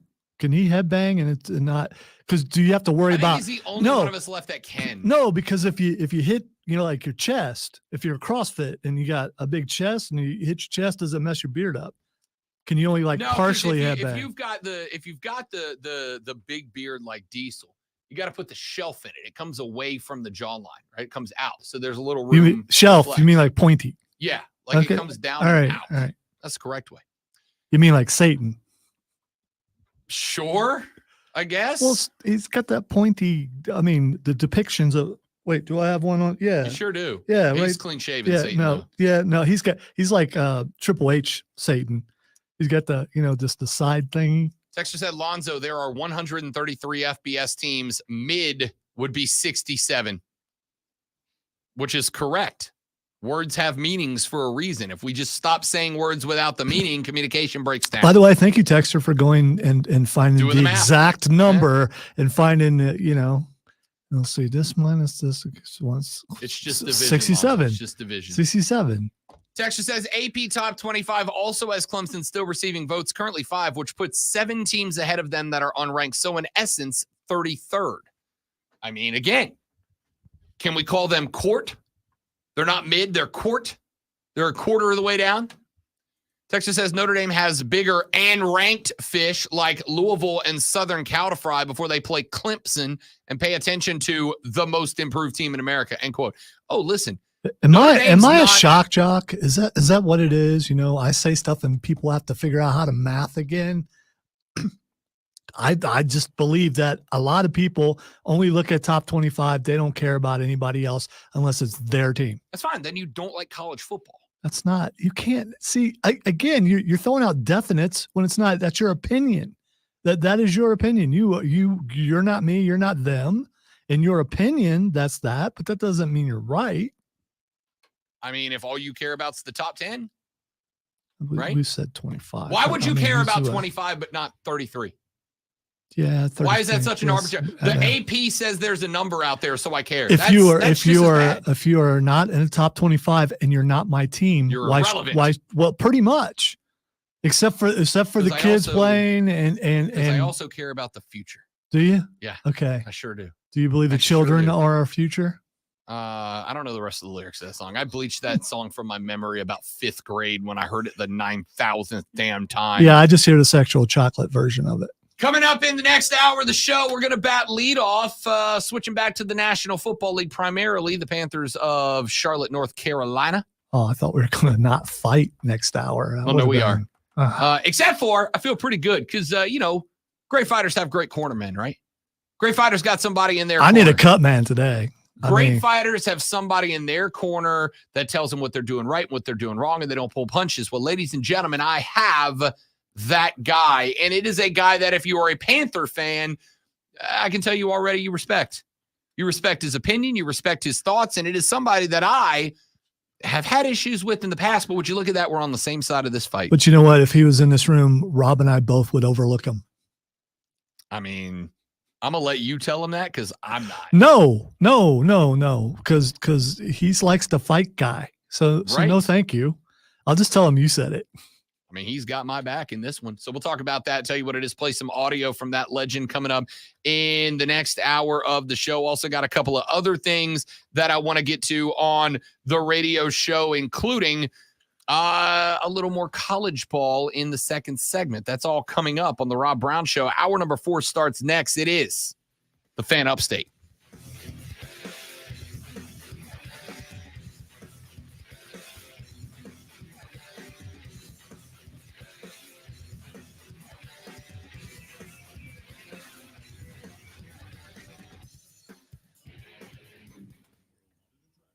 Trey, I love you, dude. I really do. But ain't nobody really attacking anybody. We're just doing radio, man.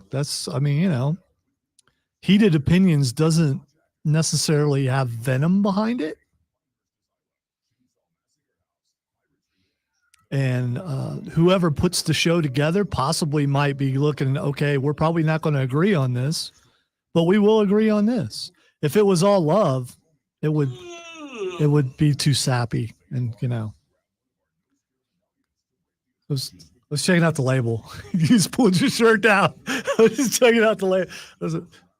What is the Kirk Cousins label? Grayers. Yeah, I wanted to see if it said Kirk Cousins on it. I would have died. In the ultimate white guy dad move, on the tag, there's a spot to write your name.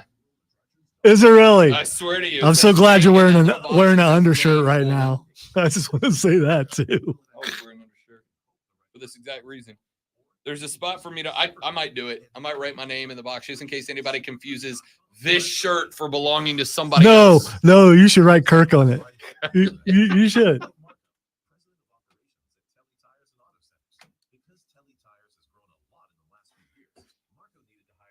I'm going to change out this.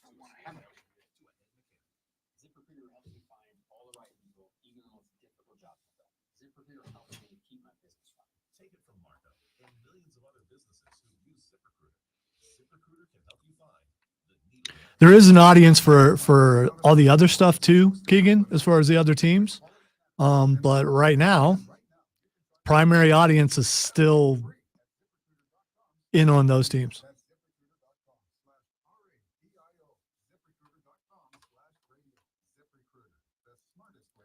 And there's also the fact when you move here, people want you to make a decision, make a choice. They come at you. All right, you got to choose either Clemson or Carolina when you first move here. I'm sure some people came at Rob that way. And they do that. I mean, so it can't be out of mind when everyone wants someone to make a decision as soon as they get here. I remember them doing the same thing to Tara when she first got here over on WRD. Like I said, happened to me organically thanks to those idiots trying to throw my baby daughter off the side of the stadium. You could have had me. You could have had me. And if you had me, things would be awesome for you. But you went the opposite, so there's that.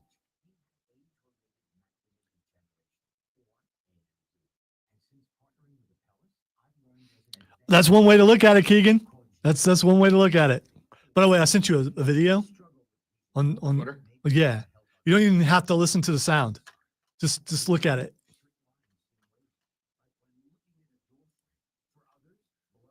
It's Dexter Loomis. Yeah, I've on seen a that show. before. I need to watch that episode. Also, I just want to hear if his voice is really high pitched like it was when he said "I do," And also, where the hell is Dexter Loomis? He posted, because I follow him on the X. He posted a picture of him working out. Hey, somebody else showed up Monday. You haven't gotten there, I so have not. maybe Is it Johnny? I saw Johnny popping up on Twitter. Yeah. He showed up, and there's been a reunion of sorts of a tag team. I like it. It's kind of it's a do-it-yourself kind of thing.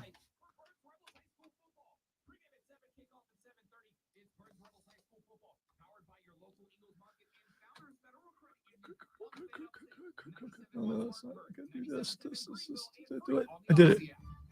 God, look at that. 2.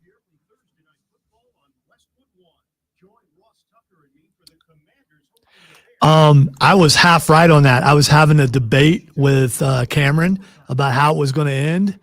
And I was 2/3 of the way right about how it ended. I did watch last week's episode last night, so I got to watch last night's episode today. Steven, I'm not gonna beg for that. I'm waiting for management to send me one because I deserve it.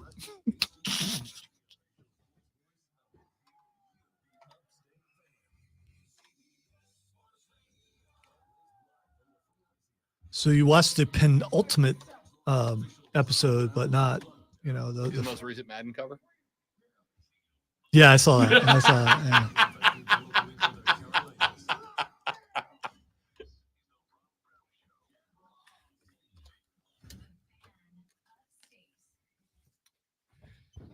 Here we go, ladies and gentlemen. The fourth, the final, the best hour of the Rob Brown Show goes now. This is the Fan Upstate. How we doing, y'all? Yeah.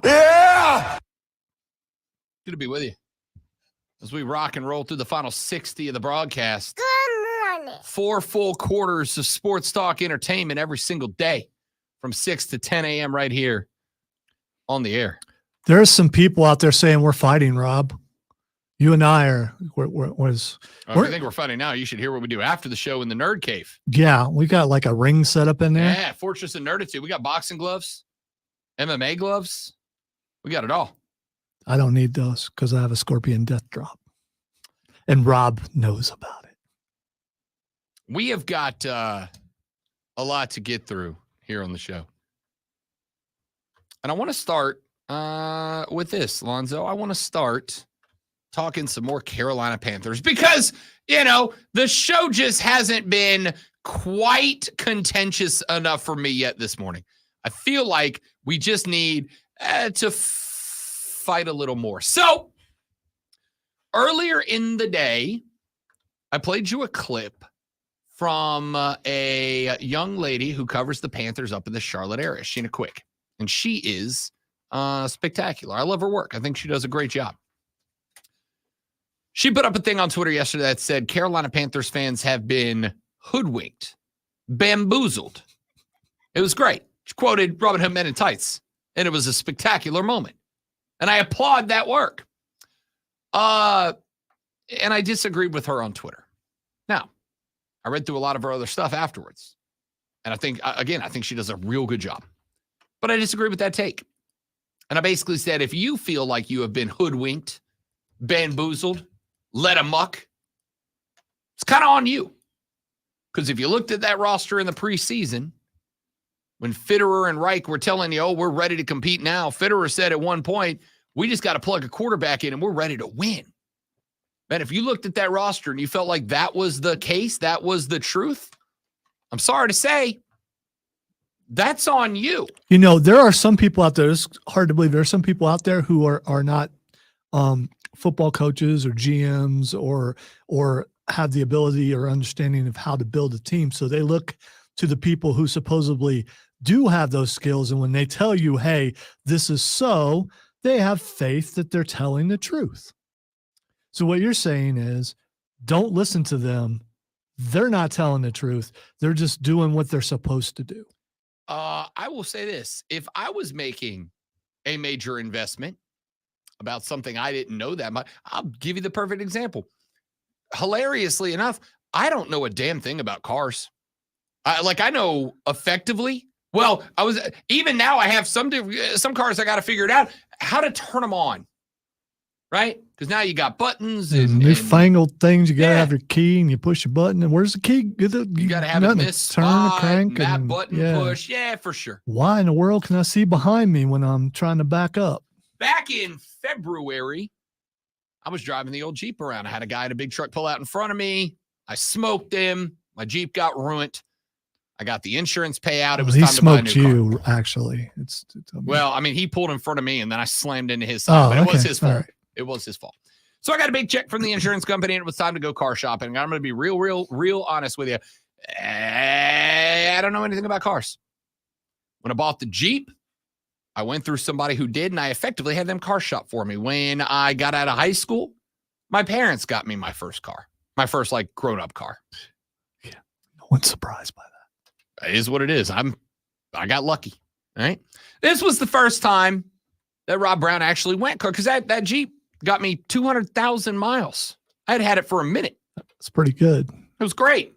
Been to a bunch of different states and all that. Yeah. That Jeep had been through, I think, 16 states of the union by the time I got done with it. Right. So shame you didn't make it to all 57. When I got that check and it was time to go buy a new car, as somebody who didn't know a lot about cars, I had a lot to learn. So I did a lot. I asked people who did know cars.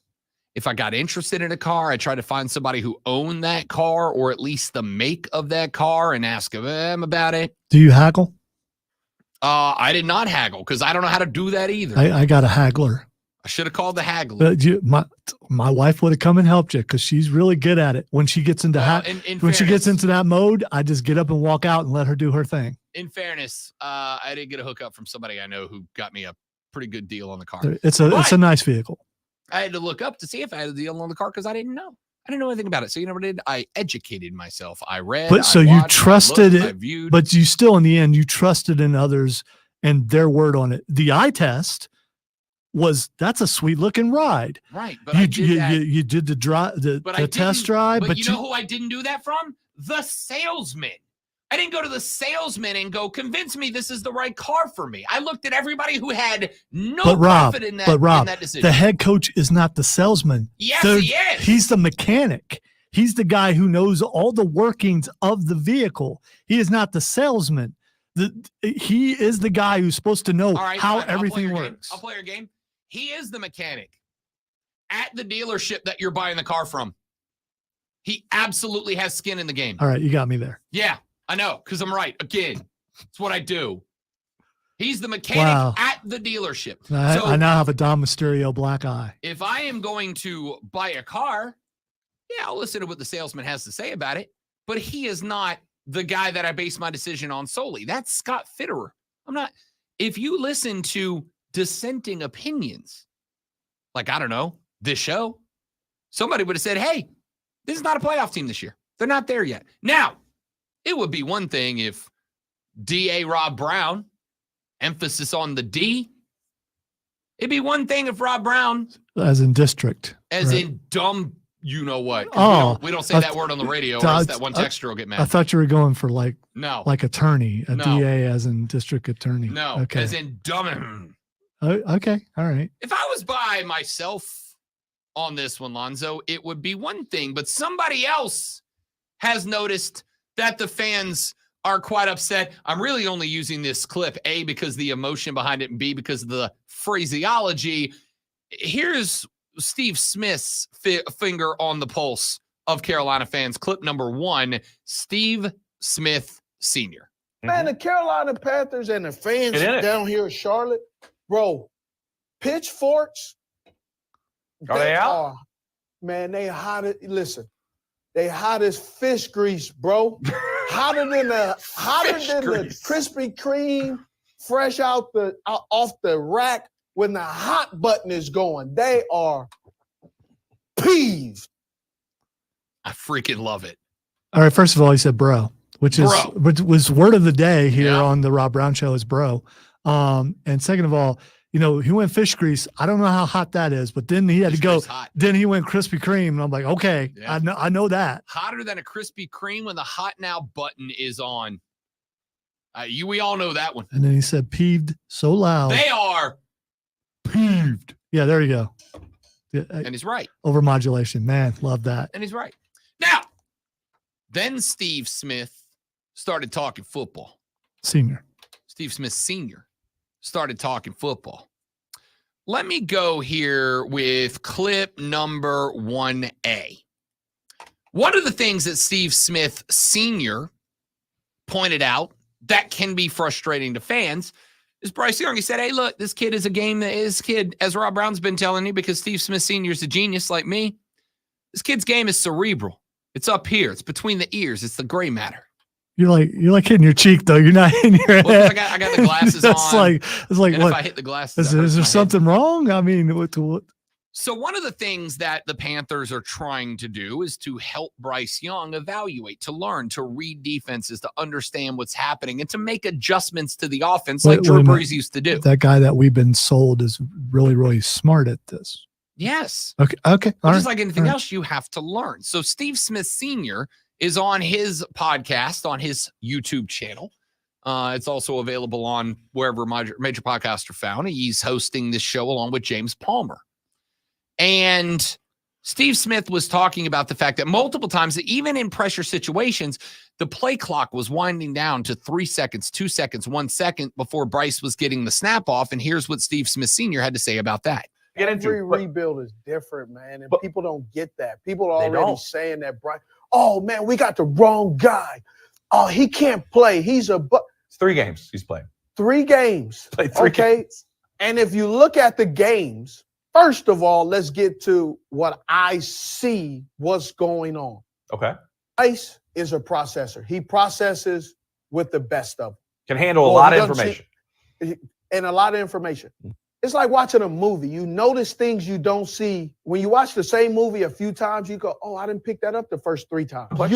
You pick up something somebody said in the backdrop, you're like, I couldn't believe I missed that the first 10 times. One of the things that I noticed, especially this game, man, hiking the ball 2 seconds, 1 second. It was a few times I thought they were going to stop the play because it was like 0. Yeah. His pre-snap adjustments, way too much. So, where have you heard, I don't know, every word of that so far? So either he's getting the play late or he can't figure the play out. If your pre-snap adjustments got to be like that in the NFL, they can't be, okay, they're doing that. And, okay, wait, let me go back to look, 5 seconds. Oh, I better snap the ball. Yes. And just like literally anything else on you know who's planet not having Earth, that problem? CJ Stroud. Because CJ Stroud does not run his offense that way. They give CJ the play and he doesn't go, well, if I move this and I alternate that route and I move this running back over here, it's going to open this up. He doesn't do that. He just goes, I'm going to do this. And if somebody's open, I'm going to throw it. And if they're not, I'm going to run it because it's a different game. What Bryce has to do. Isn't he like up near the top as far as passing yards and all that kind of stuff goes? For the rookies. The rookies. Oh, okay. But again, if that's your argument, then it seems to me like that would be on the playbook, the designs, the calls, not Bryce Young. Wait. The playbook that Bryce Young has corrected coaches on. Which would imply that he knows the playbook so good that you can't use that as a reason. No, see, you're missing the point. I can read the book and know the book well and then point out that there's a bunch of mistakes in the book and the book still be bad. The playbook is the playbook, and the play calls are the play calls. Bryce is not calling plays. In fact, I'm going to go ahead and skip ahead. Let me go to clip 1D real quick, if you don't mind. I was going to save this for later, but I'll go ahead and play it now because I think it illustrates an important point. I don't even need to set this up. This is Frank Reich at the post-game press conference. There's one that I called a play for Thielen, and then I realized he was out, and I didn't know he was out. I didn't know he was out fast enough. It was a play that could only go to Thielen, so I had to change the call. And we ended up, that was the one we had to call a timeout on. So that was what happened on that. Okay, so let's break that down. Because if you're mad at Bryce Young for taking too long to make pregame adjustments, you better damn well be mad at Frank Reich for A, calling a play for a guy who's not in the game, B, calling a play for a guy who's not in a game, and the play can only go to him, an outside wide receiver, and there's nowhere else to go. And then C, because you called a play for a guy who's not in the game, and a play that can only go to that guy and nobody else apparently, then had to blow a timeout because of it. If you got problems with Bryce, but you're not blowing up Frank Reich right now, you're being a bad fan. Your Honor, let the record show that my friend across the aisle has blamed everyone except for the young short man who throws the ball, whilst I, Your Honor, have blamed everyone. And all I've ever tried to do was to get my good friend across the aisle to admit that is everyone's fault, but he will not put any blame at all, on the young, short man who's throwing the ball. Yeah, no, I'm not going to. If you have a coach who is calling plays that does not know what personnel's available, does not know what personnel's Bryce on the Young field, money I'm not or gonna something? stop, does not know what personnel's on the field, and calls a passing play where only one guy, even if there's a slip screen, a screen designed to go to that guy. If you go and the quarterback turns and recognizes the cornerback is playing press and is pushed up against that, there's always a release valve. There's a backside throw to an escaping running back or a backside wide receiver on an inside slant. Frank Reich called a play that there's one option, or throw it into the stands. That's the play you called for a guy who's not on the field. Yeah, I'm going to give a pass to the quarterback. I'm going to give a pass to the engineer if the conductor of the train is driving into a freaking wall. The rally car driver, the navigator in the rally car, does not hold fault.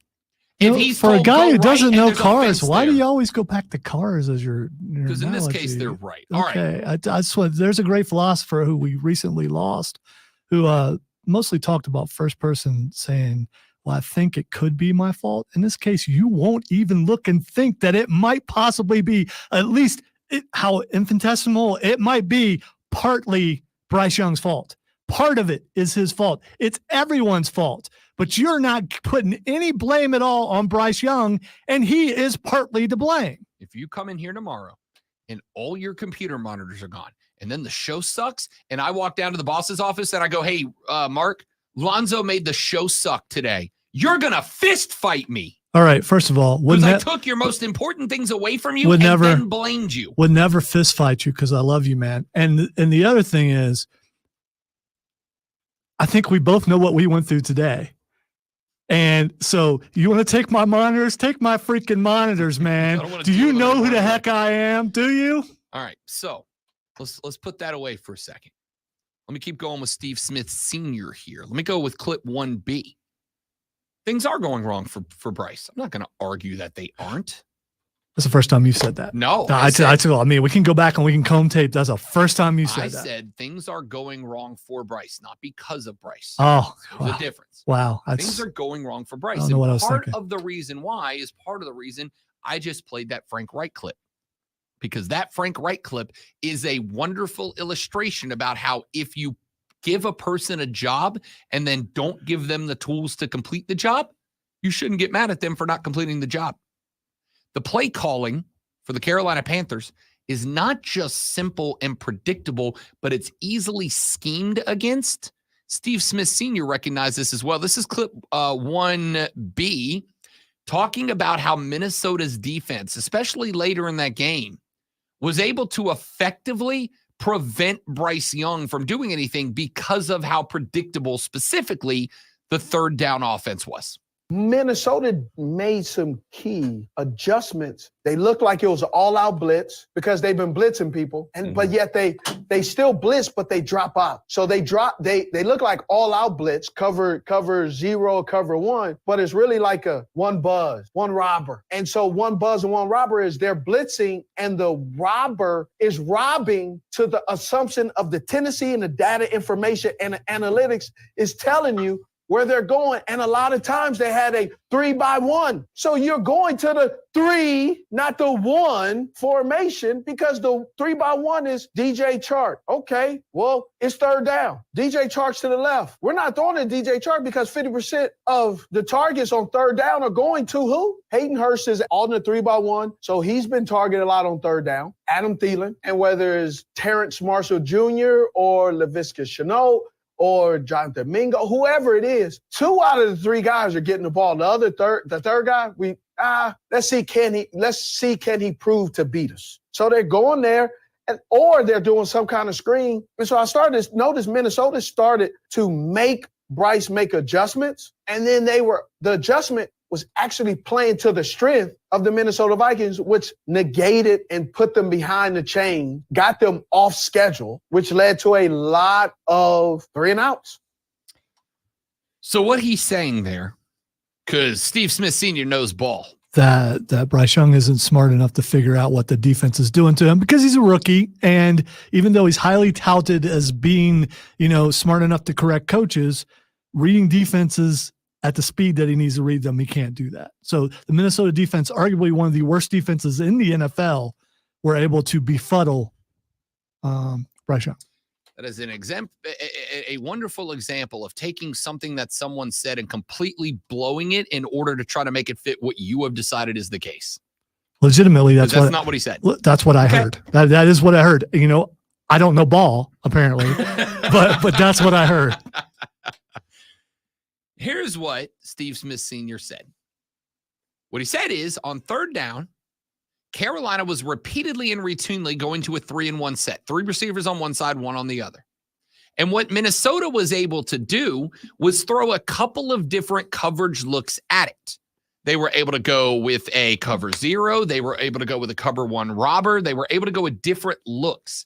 All of those different looks are going to set up on the field differently, and they're going to react to the play differently. And the other thing it does in going with a cover 1 on third down, which ordinarily you want to try to maybe spread out to if you're going to go 4 wide, 2 and 2, maybe flip the 3-and-1 to the other side, do something to force them to go, you know what, we need to go cover 2 here. We need to protect the fourth down line. We need to protect the line to gain marker. But by going 3-and-1 and routinely going 3-and-1, predictably going 3-and-1 routinely, you create a situation where Minnesota was able to look at it and go, all right, we're going to go cover 1 robber, which means we're going to have one guy back. We're going to have the other defensive backs up in the box. One of them is going to jump the obvious passing lane. The other is going to go in on the blitz. They're going to rob the obvious passing lane from Bryce Young. So we're going to set him up to make him go, okay, this is the guy that's likely to be open. And then we're going to have a defensive back in the box jump out or rob that route away from him and try to make him either throw it to that guy or have to change what he's going to do mid-route, push that timing back, maybe get a coverage sack. And the point that he's making here is because the offense is so predictable on third down, it's 3-1 sets, 3 receivers one side, 1 on the other. And on top of that, they don't ever go to the 1. They don't ever go to the 1. So if you don't ever go to the 1, I can go 1-on-1 man coverage on that side. Just take them out of the equation because they never go that direction. They always go to the 3. Reads 1, 2, 3, and then maybe if you're lucky, they can go to read 4. But here's the thing. Bryce Young is getting the 3rd least time in the pocket before pressure of any quarterback in the National Football League. So likely he doesn't have time to get to read 4, especially when 1, 2, and 3 are left, and then he's got to spin and rotate to look at read 4. And if he's going to throw to read 4, also have time to get the entire body, the hips, the feet planted under it and deliver a football. He's going 1 through 3. So I'm going to set up in a cover 1 look or a cover 0 look. I'm going to drop a guy back into cover 1. I'm going to drop 2 guys back into either a true Tampa 2 that's disguised or a robber or a zone, whatever cover 1 I'm going to run here. And basically, because I know what the Panthers are doing on third down, because it is predictable as hell. It just is. Because I know what they do on third down, I can cater my defense. And while I can line up one way, I got 5 or 6 or 7 different coverages, all which cover different angles and aspects of the field that I can throw at you. So the defense knows what the Carolina Panther offense is about to do. The Carolina Panther offense has no idea what coverage the Minnesota defense is throwing at them. So Bryce Young is getting a snap. He's going into his progression, but he can't just look 1, 2, 3, decision throw. He's got to look 1, diagnose the coverage. 2, diagnose the coverage. 3, diagnose the coverage. Make sure there's not a cornerback that was in the box dropping off to jump number 2, to jump the 2 route. Eliminating the 2 route and making the options 1, 3, 4, except for I don't have time to get to 4 because the offensive line's bad. So giving me the decision of 1 or 2. And oh, by the way, 1 is a route behind the sticks. If I hit Hayden Hurst on the inside slant route on a 3rd and 7 and he's running a 40-yard route, I got to buy him 3 more yards to get there. I got to throw the ball out in front of him so he can cut up the field and make those 3 yards. And that's not easy to do because they're playing tight coverage. Yes. Things aren't going great for Bryce Young. But I'm going to tell you, as somebody who knows ball, I can drop that squarely on predictable vanilla, out of its depth play calling. For a guy who is, listen, I'm not questioning Frank Reich's ability to develop a quarterback's mechanics. So you're blaming it on Mr. Coach Klein. I'm blaming it on Mr. Coach Klein. I am blaming it on a head coach who will not give up play calling duties, despite the fact that he is so bad at that, at least demonstrably this year, that he's calling plays for wide receivers who are in the locker room, not on the field. He's calling plays that are designed only to go to one target out of the offense and then having to call a timeout to fix his very egregious mistake. Yeah, I'm going to blame that guy, not the rookie quarterback who's played 3 NFL games so far. Hey, maybe it's just me. Maybe I don't know ball. Got to take a break. We're back after this. Got a few more thoughts before we get to what the X is going on and get up out of here on the day. It's Rob, it's Lonzo with you. It's the Rob Brown Show. It's the Fan Upstate. All right, guys, one more quick live read, then we're right back. Don't go anywhere. BRB.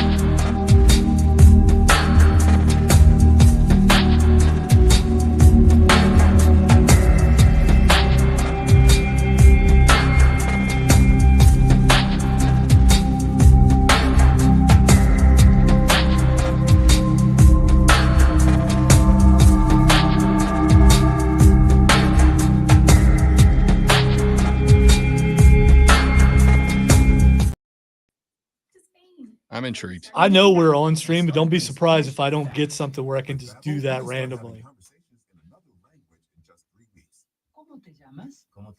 Maybe I'll bring in my guitar and just hold one note down for an entire segment. In just 3 weeks, we're starting to have conversations in Spanish. Gracias, Babel. Listen, James, we all use Steiner math every day, without a doubt. Some of us are better than others with it.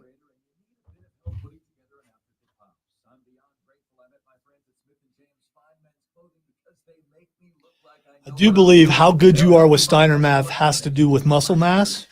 I feel like it has more to do with brain mass or lack thereof. Right. More mass, less brain. Unless the mass is brought about naturally, of course. Like mine. This is all natural, baby. Yes, Steven, you will have new music in there tomorrow. Today's post-game activities will be including building a couple of new break screens, including... Hey, grab a couple of the bass-centric songs where they're just... Yeah. You could, if you wanted to, you could combine a couple songs.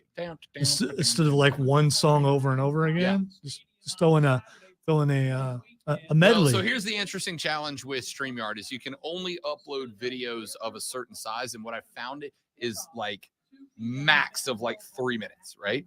So what I'm having to do, like that screen that goes up is 1:13, but I have it on a loop. So I can do like 2 30-second clips, music clips, and just they'll bounce back and forth. Gotcha. Or it's one song, a minute, and then the video just loops with the music looping under it. But at Taco Bell, you can celebrate way longer with the Taco Lovers Pass. We should record a couple of Rob Hatt songs as away music. We could do that. We could do nothing but parodies. We can write a couple parodies, throw them in there. I mean,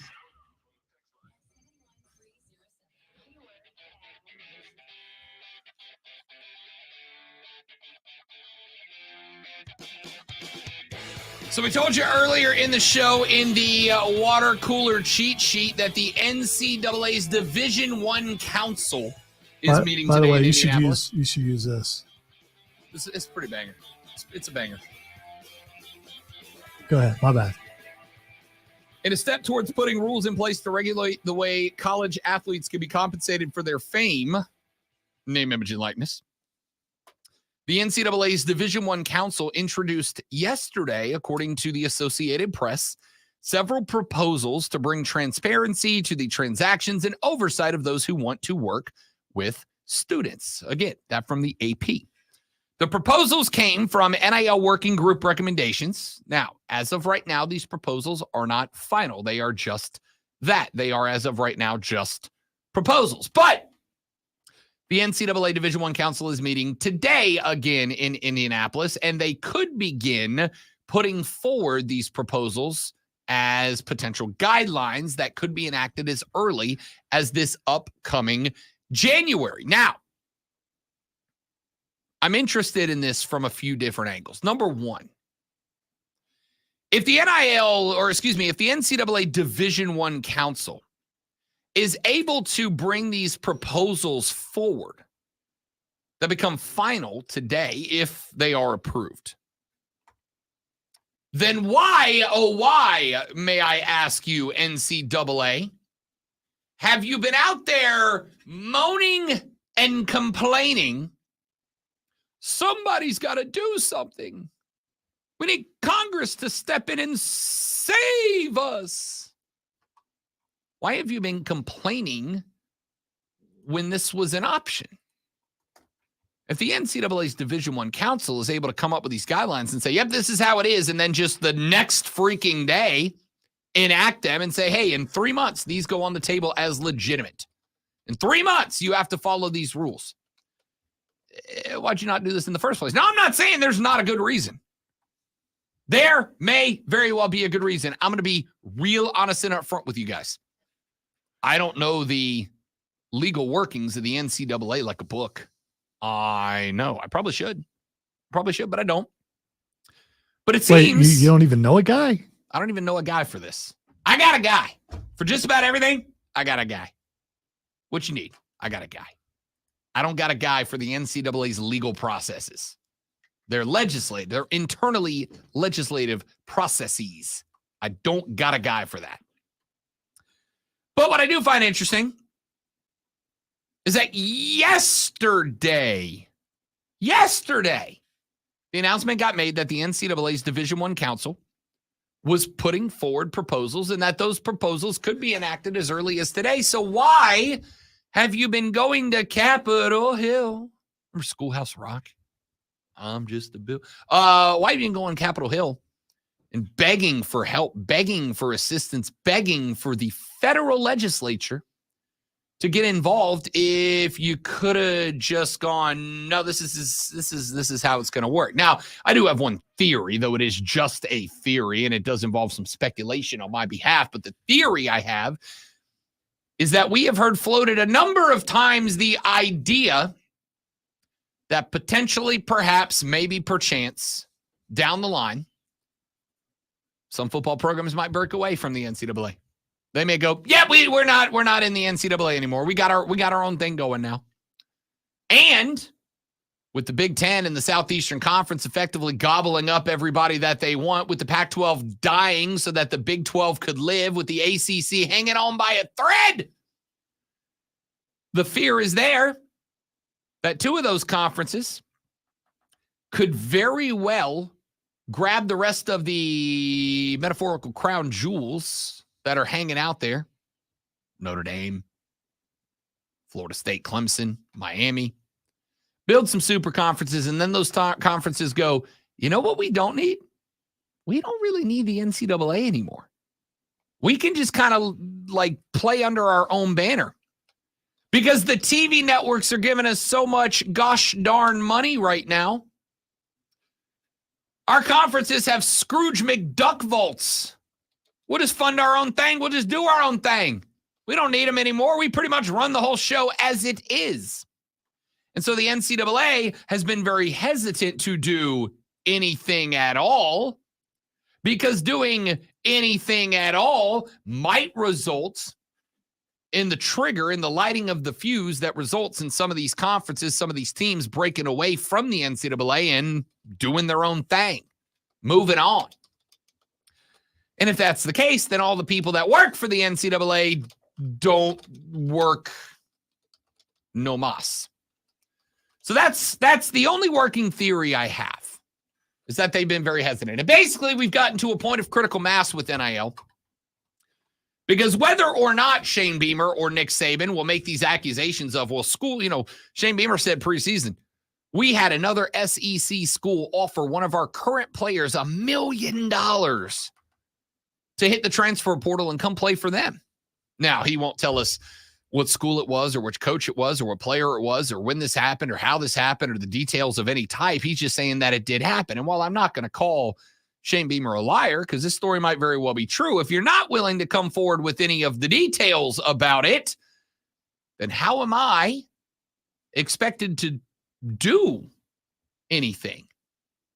How am I expected to do anything at all? I don't think I can be. But Shane threw this story out, and it got gobbled up by the college football fandom. Nick Saban has said the same. I think Kirby Smart said the same. Lots of big-name coaches have made these accusations. And again, none of them have provided any details. So as an outsider looking in, if somebody comes to me with a story and says, here's the thing that happened to me, and it is something that has an impact on me, my next response is almost always, I need you to prove that. I can't act on a story because while you may not be one, the world is full of liars. It's full of liars. It's full of people who run NFL franchises who will sell you a false bill of goods because they want your money. And there are a lot of people who are willing to lie through their teeth in order to acquire it. Now, I don't think Shane Beamer necessarily profits from telling this story, but I'll tell you what he does profit from. What every college coach profits from, and the reason why most, not all, but most don't love NIL and don't love the portal is because it made their job tougher. It makes their job more difficult. I told you that when this whole thing started and guys like Saban were out there talking out against it. I'm like, they're not doing this because they hate players being paid. They don't care. They don't care. If all the rules were the same and once you signed a scholarship, that's the school you're playing for 4 years, but then you can earn money, they'd be totally fine with that.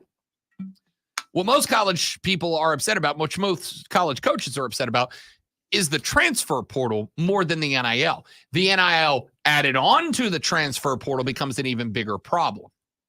If it's just the transfer portal, yeah, your job gets harder because not only do you have to recruit kids to come to your school, but now you have to recruit kids in your school to stay at your school. And it is very hard to recruit against money.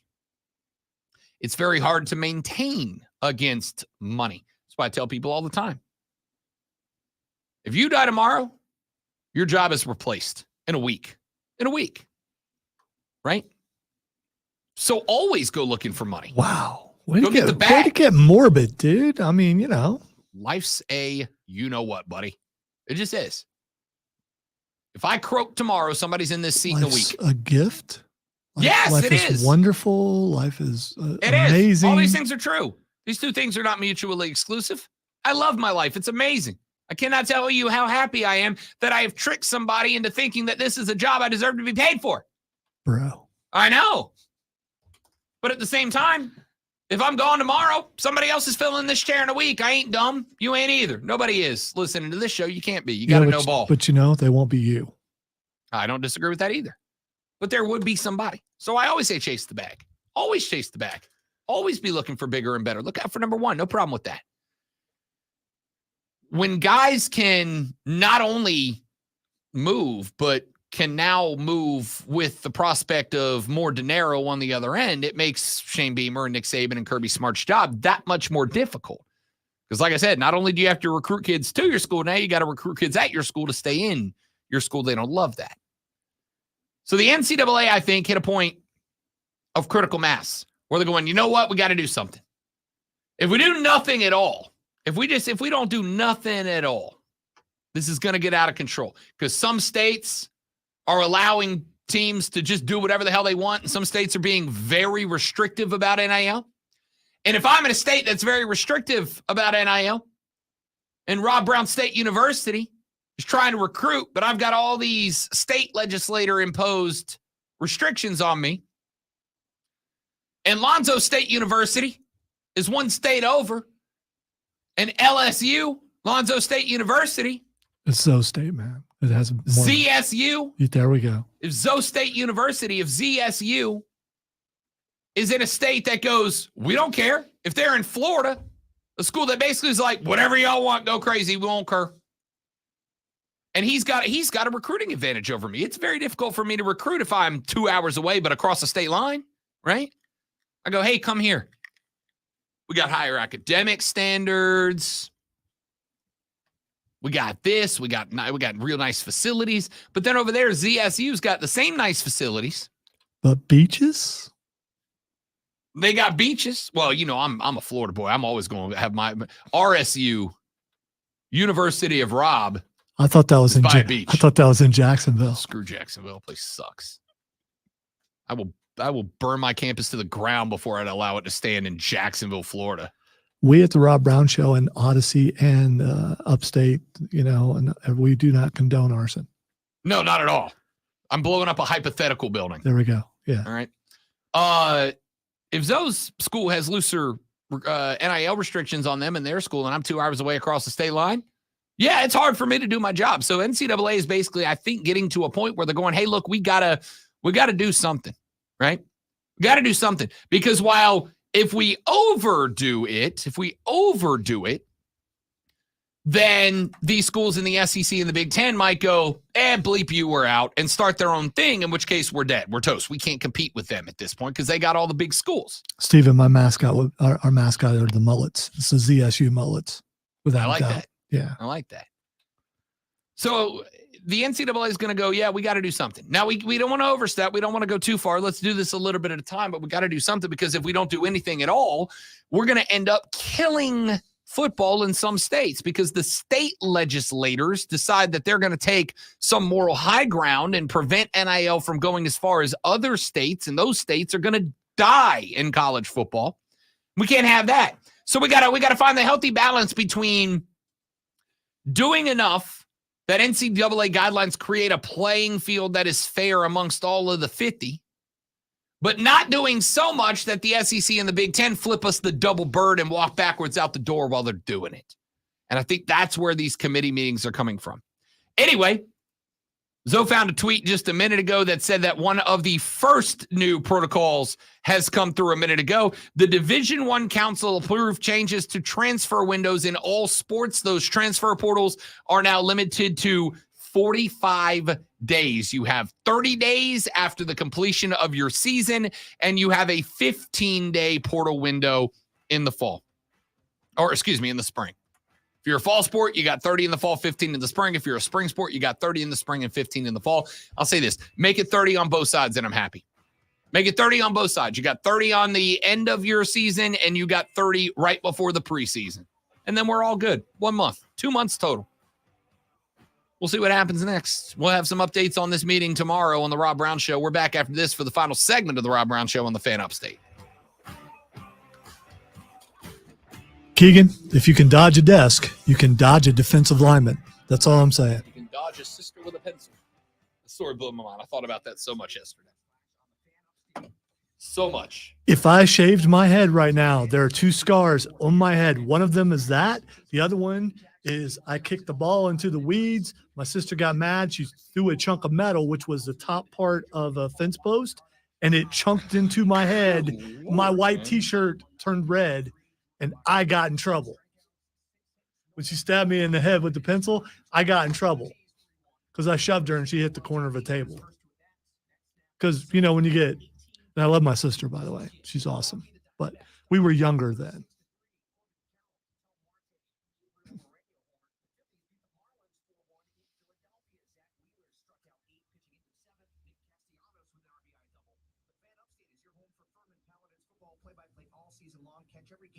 That sounds like something RBSU would promise you, James. I can't promise you the bourbon, but I can promise you a bourbon NIL contract. Okay, there's one I missed.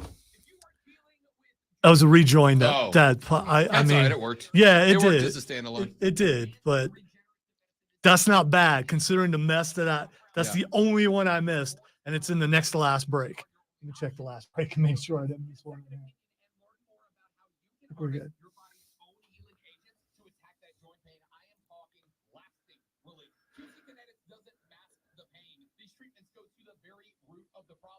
Concentrated healing properties placed directly in your joint to restore and repair fat damaged tissue. So imagine living your life this fall with no more pain in your knees, your hips, your shoulder, your back, with no drugs, no downtime, and no surgery. Wow, if everything fires okay at 10 a.m., crisis averted.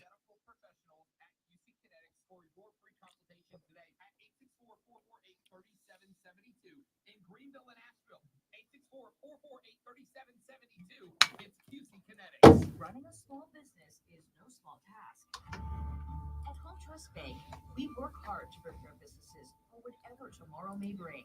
Your dreams are our business, and we have local experts who can help you plan for a successful future. Dependable guidance you need and service you'll appreciate. At Home Trust Bank, we take your small business banking personally. Visit your local Home Trust branch or anytime at htb.com. I found another one. Vicks Vapo Stick delivers soothing, Look at non-acidic that. Vicks vapors in an easy-to-apply stick. Another Comfort for the whole family. near Try Vicks Vapor mistake. Shower. Oh. Vicks Vapors. A rejoin that just popped up after the next out. You know, if they consistently, Yeah. but it's like a puzzle. I mean, they're everywhere. And they change colors. So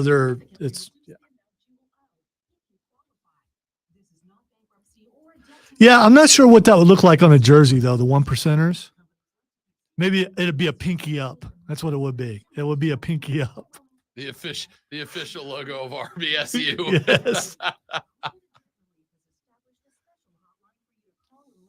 Our uniforms are Argyle trimmed in gold. Of course. But it would be actual gold. Our uniforms are Burberry. There you go. Burberry. Would it be the triple B?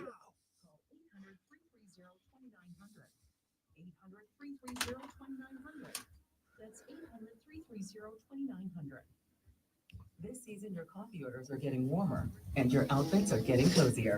The world keeps changing. Thank you, Jesse. The majority of the people seem to be agreeing with me and not with Rob, but that's okay. Again, it's Rob's world. He knows ball. We don't. You know ball. We don't know ball. Anybody in the one slot would have drafted Bryce Young. I know 95% confidence the Houston Texans would have. You know what? And they would have been wrong too. It is easy to talk about how much of a brilliant person you are. And we predicted we'd be having this conversation at this point of the year if they were wrong on the Bryce Young pick. We predicted that before the draft.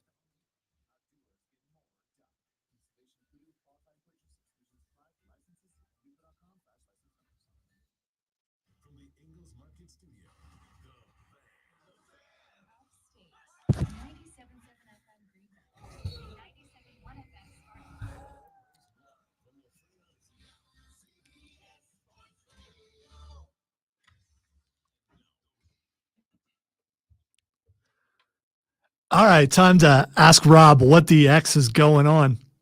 This first one, I don't even know if I should mention it, but I'm going to. Winnie the Pooh is Xing, yo. This isn't why it's trending, but last Thursday. So, BetMGM tonight is our BetQL network show that airs on this station from 7 to 11 in a given day of the week, and they have now got me joining every Thursday at 8:20 p.m. to talk college football with him, right? So last Thursday, I set everything up at like 7:30, and then I sat down and I was watching Thursday Night Football, getting set up for Thursday Night Football, and I forgot. So I get a text from the producer at like 8:16, and he's like, all right, man, we're ready for you, because, it's virtual, so you pop in, they put you in a little waiting room. He's like, all right, we're ready for you. Well, except for when I forgot, Rob did what Rob does around the house, and Rob just went pantsless, right? Just hanging out pantsless in the bro. What the heck does this have to do with Winnie the Pooh? Yeah, well, I sat there and did that entire virtual interview without pants on because they filmed me from the chest up. So I Winnie the Pooh'd it during that interview. All right, so I may never be asked back if they hear this. Winnie the Pooh is trending because of Winnie's Hole. There's a new video game out called Winnie's Hole. And Winnie the Pooh is trapped like he usually does, going after honey, his butt sticking out. And you have to, he's been infected, and you have to go in and try to solve the infection. So the name is, once it became public domain, man, people went the weirdest places. So Winnie's Hole is what's trending. Did you look it up? I hate everything and everyone. I hate everything and everyone. I'm glad, because the next thing that's Xing, yo, is Urban Meyer. Especially him. Especially that guy. What did that clown do this time? Rumors out there. The Michigan State job is open. Bro. And that's one of the greatest college football coaches of all time might be jumping back into the Big Ten. Bruce Feldman of The Athletic and Fox put up a tweet 13 minutes ago that said, about the reports linking Urban Meyer to the Michigan State HC job, I just checked with him. There is zero truth to it with him being a candidate for it. He has no interest in that and is happy with what he's doing now at Fox Sports. Wait, that found the truth? Urban Meyer? You believe you believe what he says? Excellent work. That blonde is dancing right now. She Excellent is. work. Last thing, Xing is National Vodka Day.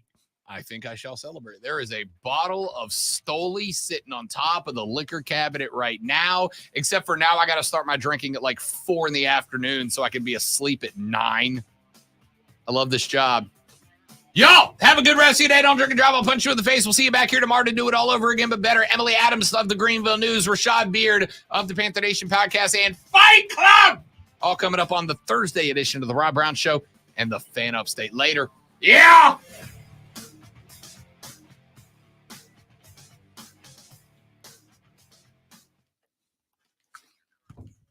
It is, Trey. And that's where you have to go into the game from what I understand. And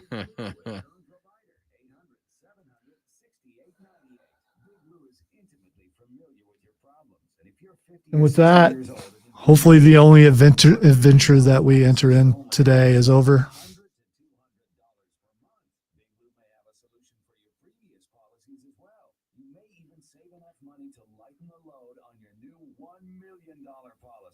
Remember, call Big Lou. He's like you, except he's only on number 2. Call Term Provider at 800-700-6898. That's 800-700-6898 for $1 million in term life insurance that you can live with. Call Big Lou at 800. All right. Thank you, Steven. That's very kind of you. Trey, don't ever tweet at me like that ever again. All right. That's just messed up. But again, accurate. James said, hold up, let him cook. All right, we got stuff to do. We will see you guys back here tomorrow. Sincerely, thank you all for watching. Share it with your friends. See you tomorrow. Goodbye.